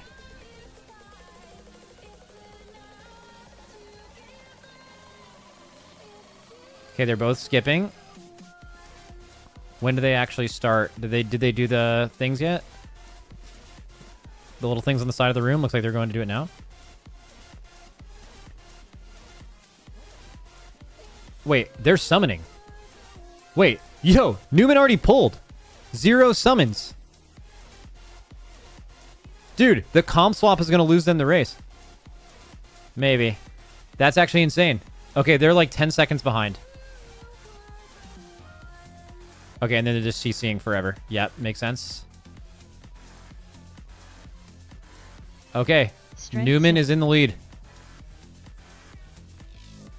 Probably by 10 or 12 seconds, which is pretty significant.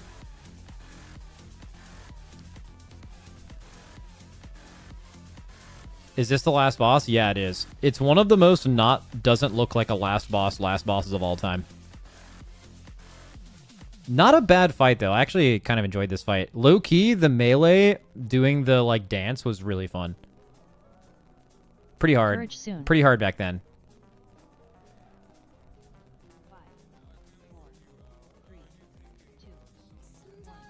Courage incoming.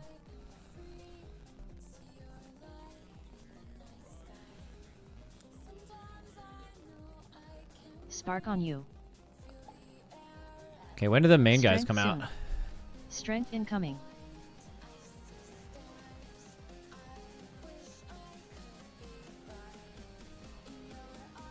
Interesting. So Newman is doing it with only 2 entangling roots, and this group is doing it. Not that bad is doing it with 3. Maybe they use a Ring of Frost instead. Not to mention they have infinite frost traps.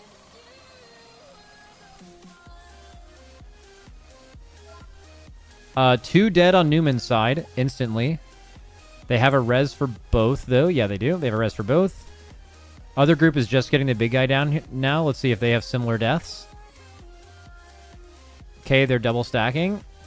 The other group is splitting them up. Okay, so if Not That Bad can pull off the double stack dance, they're going to easily win due to cleave.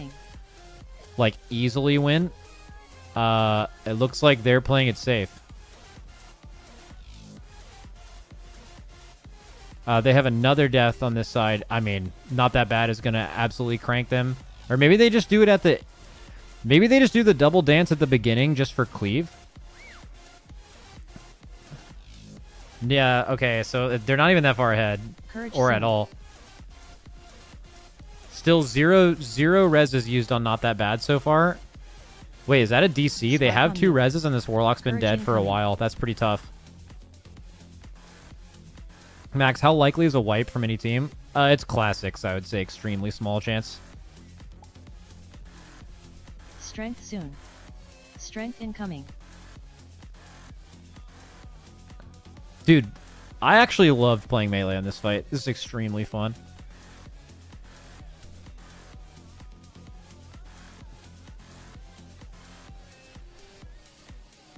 Okay. They share health, so 68% on Not That Bad. And 60... Dude, literally mirrored boss HP. Their boss HP is exactly the same. But they have a DC. Wasn't this the guild that had that guy DC on the other boss, too?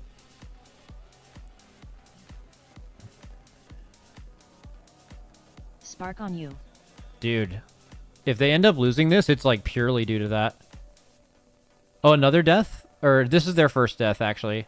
They have 3 reses available. So they res the rogue instantly. Okay. Their boss is at 58. I'm going to wait. Their boss is at 57. And this guild is at 60. The guild... Dude, somehow the guild with the DC'd guy is just... They're ahead and they're not even, like, losing ground. You got 2 sacks. I mean, it would just tell you eventually that that has to happen. Unless they're just way more optimal.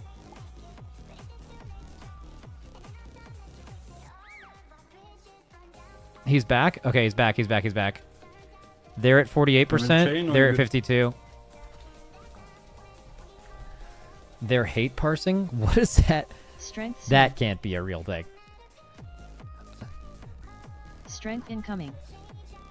Dude, this song is terrible, but alright, they're stacking this shit up. Are they doing this before their combos and then respreading them? Dude, that's some optimization. I like that. You're behind, so you need to do it as well. They're 42% on the boss for them and 39 for this group. Just hit 5 minutes for Newman. And it's about to hit 5 minutes, 15 seconds later. Courage soon. Bro, this guild, dude, Not That Bad's damage is so much higher. They just pulled the boss like 15 seconds later. I think Not That Bad might actually make it up. They're 2% behind, but they keep gaining. They're like 1% higher now.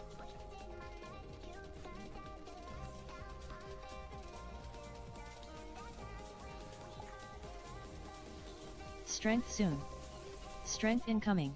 Okay. This guy died again. He's having a rough day. They have 1 res left still. Other guild has 4 reses, so they're piss vibing. 30% for Not That Bad, and 26% for this guild. They're still kind of gapping a little bit. A little bit of a gap.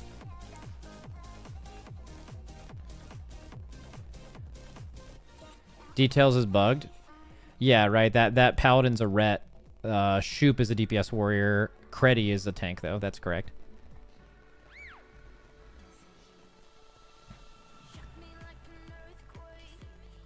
Okay. 18% for them. 21% for Not That Bad. I mean, they're just consistently 3% ahead. So the only thing is that this guild is bringing them together outside of their combos when it makes sense for cleave. I wonder how many classes even have good 2-target cleave, because they have to respread them, like, already. But I just don't think it's enough. 8%. 8% for them. 15%. Yo, they just popped their CDs. This team popped. This is over, I'm pretty sure. They're way too far ahead. They would have to, like, wipe, and nothing is changing. So, this is GG, I think. I think this is Newman's 2nd world first in a row, right? That's a GG. They came back. I wonder if they knew they were behind. I wonder if they knew they were behind going into it. They literally just pulled the boss faster than the other team. That's crazy. Oh. The other team lost. So you're going to say they lost because they did a comp swap, but like, if you think about it, Newman like took the sacrifice of having the same comp in the whole raid, so they don't have to do that. And clearly they were right. Holy. And they had 2 DCs, so they low-key like kind of beat the shit out of them. Newman also did a comp swap. Oh, I just made that up. Well, if they did it a lot faster because I was watching them side by side and I didn't even notice they did it. Dude, that's hype. GG's. Beast shit right there. Beast. GG.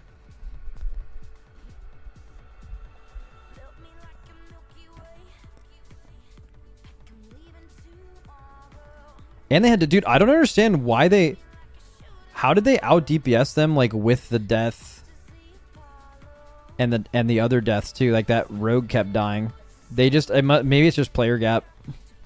Maybe they're just better.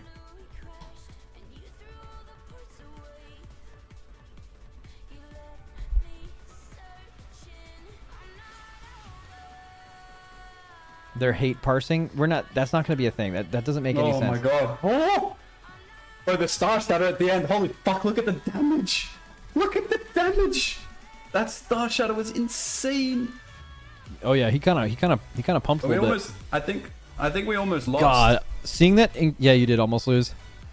It looked like you were losing like the whole race, kind of. Had some unfortunate stuff happen, but I just don't know how they gained so much time. From like 10% to 0 on Elegon to the end, they just made up like 30 seconds.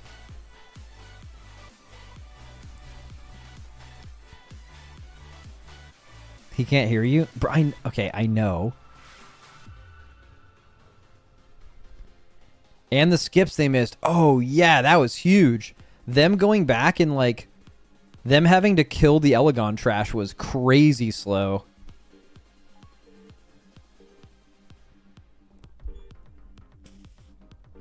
He got Bis Weapon right before last boss? Oh, shit, yeah.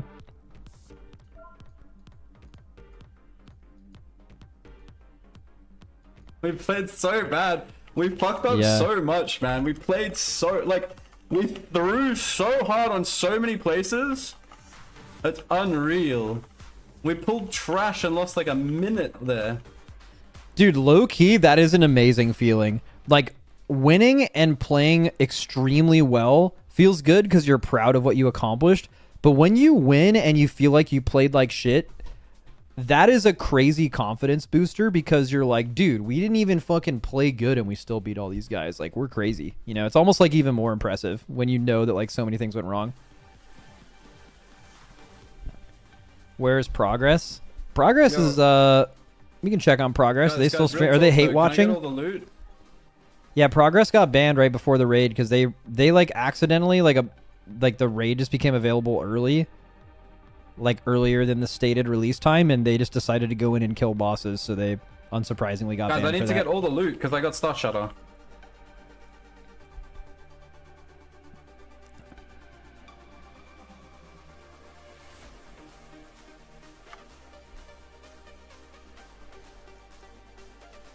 Yo, but Kebab, did you do the dance properly? That was so obvious they would get banned. Yeah, I'm just trying to think like during the race, like imagine, like, well, our servers, it's kind of weird for US because our servers always come up like usually 5 or so hours after our reset. But just imagine like the NA reset just happened like a day early.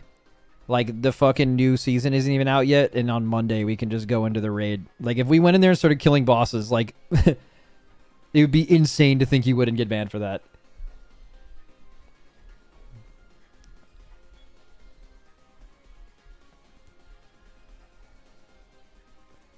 Why does it say Race to World First is in 24 hours when it's currently going? I'm assuming because he had a 24-hour countdown on his stream, and it was a recurring, like, thing. So as soon as it hit 0, it just refreshed to 23:59, if I remember. Apparently, Newman was like 5 eye levels ahead on average. No idea how. What? That... I don't think that sounds like a bugged log or like a specific character showing having 0 eye level or something. Because like if you watch the race, you watched multiple bosses where they were basically going step for step in damage. They just pulled the boss later. And if you were 5 eye levels ahead or behind, that is not what that would have looked like. You would have been doing significantly more. Or maybe it's like, I don't know how that expansion works, but maybe there was like certain lower eye level items you could equip that were really good that lowered your eye level. Like for example, last race in week 1 and beginning of week 2, we were using old embellishments, and Echo had crafted higher eye level ones already. So it showed them having like an eye level and a half on us or something in week 1. But it was just purely due to like how we handled embellishments. Like the power level wasn't different, just the eye level was different. And maybe there's something like that in MOP. Obviously not something like embellishments, but yeah. It could be like trinket. Could be your like guild's opinions on certain trinkets. Between the hunters? They should change their title to Race to 13 Years Late. Bro, why are you hating? That's crazy hate too, because that's not even like clever. Bro, you know what they should change their title to? Haha, Race to 13 Years Late. Boom. Got him, buddy. You're crazy hating right now. They're just gaming.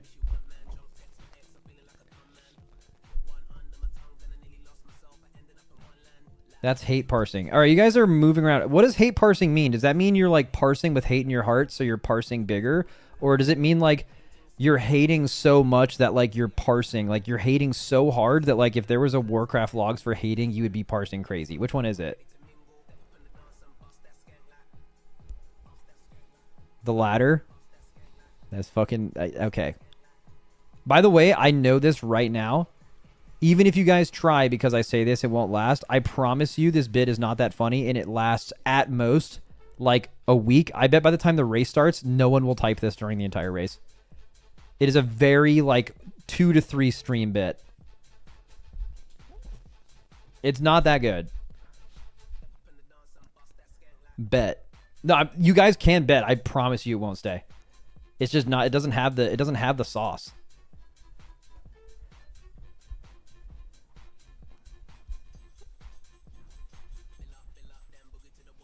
Dude, how long have I been streaming? 3 hours and 30 minutes? Boys, we're fucking... We are fucking moving right now. We are fucking streaming. We're streaming like the old days. Holy shit. I don't even think we're done either. Don't we have the optional boss interview? On some crazy shit? In chat, someone says, to be fair, the Race to World First and P1 isn't even done technically because the other two raids aren't out yet, but grats on them for Race to World First MSV. Dude, insane hating. Dude, yeah, that's actually, I wonder how Classic views that, because like back in the day, for both the first tier in Legion and the first tier in MOP and WAD, actually, the winner of the first tier was Method, even though Method won Mogush Vaults, but then they lost Heart of Fear to Blood Legion, and then they won Terrace of Endless Spring. But because Terrace of Endless Spring was the last raid, they won that tier. Exorcist won Emerald Nightmare, but they did not win Trial of Valor. They lost to Method. But then Exorcist won Nighthold, so they won that whole tier. Paragon won High Mall, but Method won Blackrock Foundry, so Method won that whole tier. They were consolidated all into a tier back then. So it's like the wins in the raids that weren't the final one just didn't matter as much, and I wonder if the Classic community looks at that the same. Max, are you going to do Race to World Last content again? I might. I don't know. It depends on a bunch of stuff, but it's a possibility. Like, basically, you're saying, like, Max, are you going to feel like streaming the day before the race starts? And sometimes the answer to that is yes, and most of the time the answer to that is no.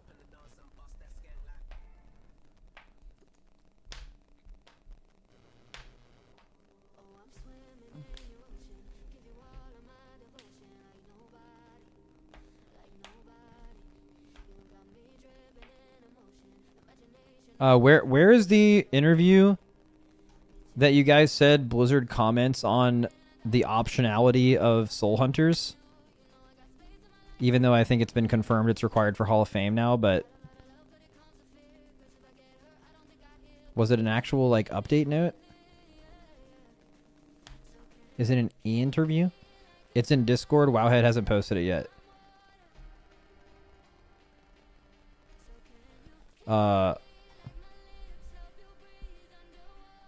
Wait, what Discord?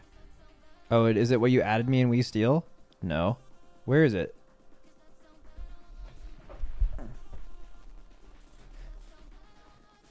It's the one posted by Gamer HCP. Alright, so I guess we're scrolling up. Got it.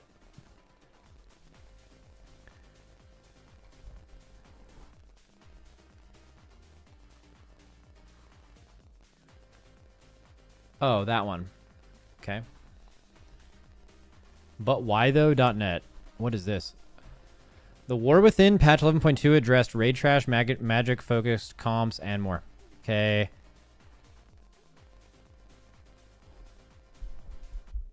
On raid trash, the Soul Hunters boss will drop shoulders tier tokens. Wait, where is... Okay, that guy turned his stream off. Turning my music back on.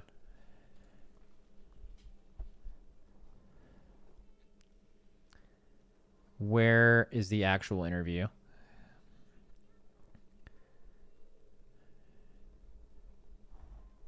It's right under the picture. Velev, in a way, cleared this up. In my opinion, if it drops loot, it's definitely required. This boss does drop shoulder tier tokens, so I'm sure most raids will go after the Soul Hunter to ensure players get their best in slot tier piece. Well, I mean, okay, so if I'm correct, they recently changed it to where Hall of Fame now requires Soul Hunters, which means that it is required for the race. So that kind of summed that up for me. Let's see if they keep going on that. So what's most mysterious about this boss is that the use of a third Demon Hunter spec. Demon Hunter is not the only class in WoW that has 2 specs instead of 3. But in this fight, they have a representation of Havoc, Vengeance, and a Void-based spec. Does this mean DHs are next to get a spec? Not necessarily, according to Velev. We ended up making a few narrative beats and Ghost of Crash around Demon Hunters, so we wanted to sort of explore that a little bit more in the raid. Okay, but he's not necessarily... He's not going to say, like, you guessed it, there is one, right? He's not going to say that. He said not necessarily. Okay. Velev continued, personally, I always really enjoy raid encounters that are based off classes or specs. It's a really good opportunity for encounter designers to flex different muscles. It's certainly a fun exploration around to see what's cool and what's not. In terms of a new class or spec, we have nothing to announce, but it does sound really cool. There's totally going to be one. After our interview, we got the following statement from Releve about the encounter's optional status. We've heard feedback that clarity is needed in the full nature of this Demon Hunter encounter being optional. To avoid confusion, we inch closer to the season's start. We'd like to make it clear that while you can bypass this encounter once your raid group decides the rewards from it are not compelling to progress to the end of the raid. He continued, completion of the encounter will still be required for the purpose of gaining credit towards Hall of Fame. Okay, yeah, got it. Cool.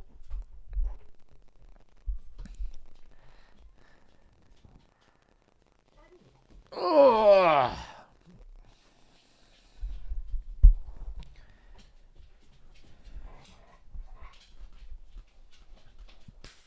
Cool. Well, guys. It's almost like Reptar knows. Hi, buddy. Do you think it's time? Does he look older? He still has puppy face, doesn't he? Doesn't he still look puppy? Hi, puppy. Yeah, so I think I'm probably gonna dip, but I worked so hard today. 3.5 hours. Tomorrow's gonna be a long as fuck stream. We're doing the tier list tomorrow, so hopefully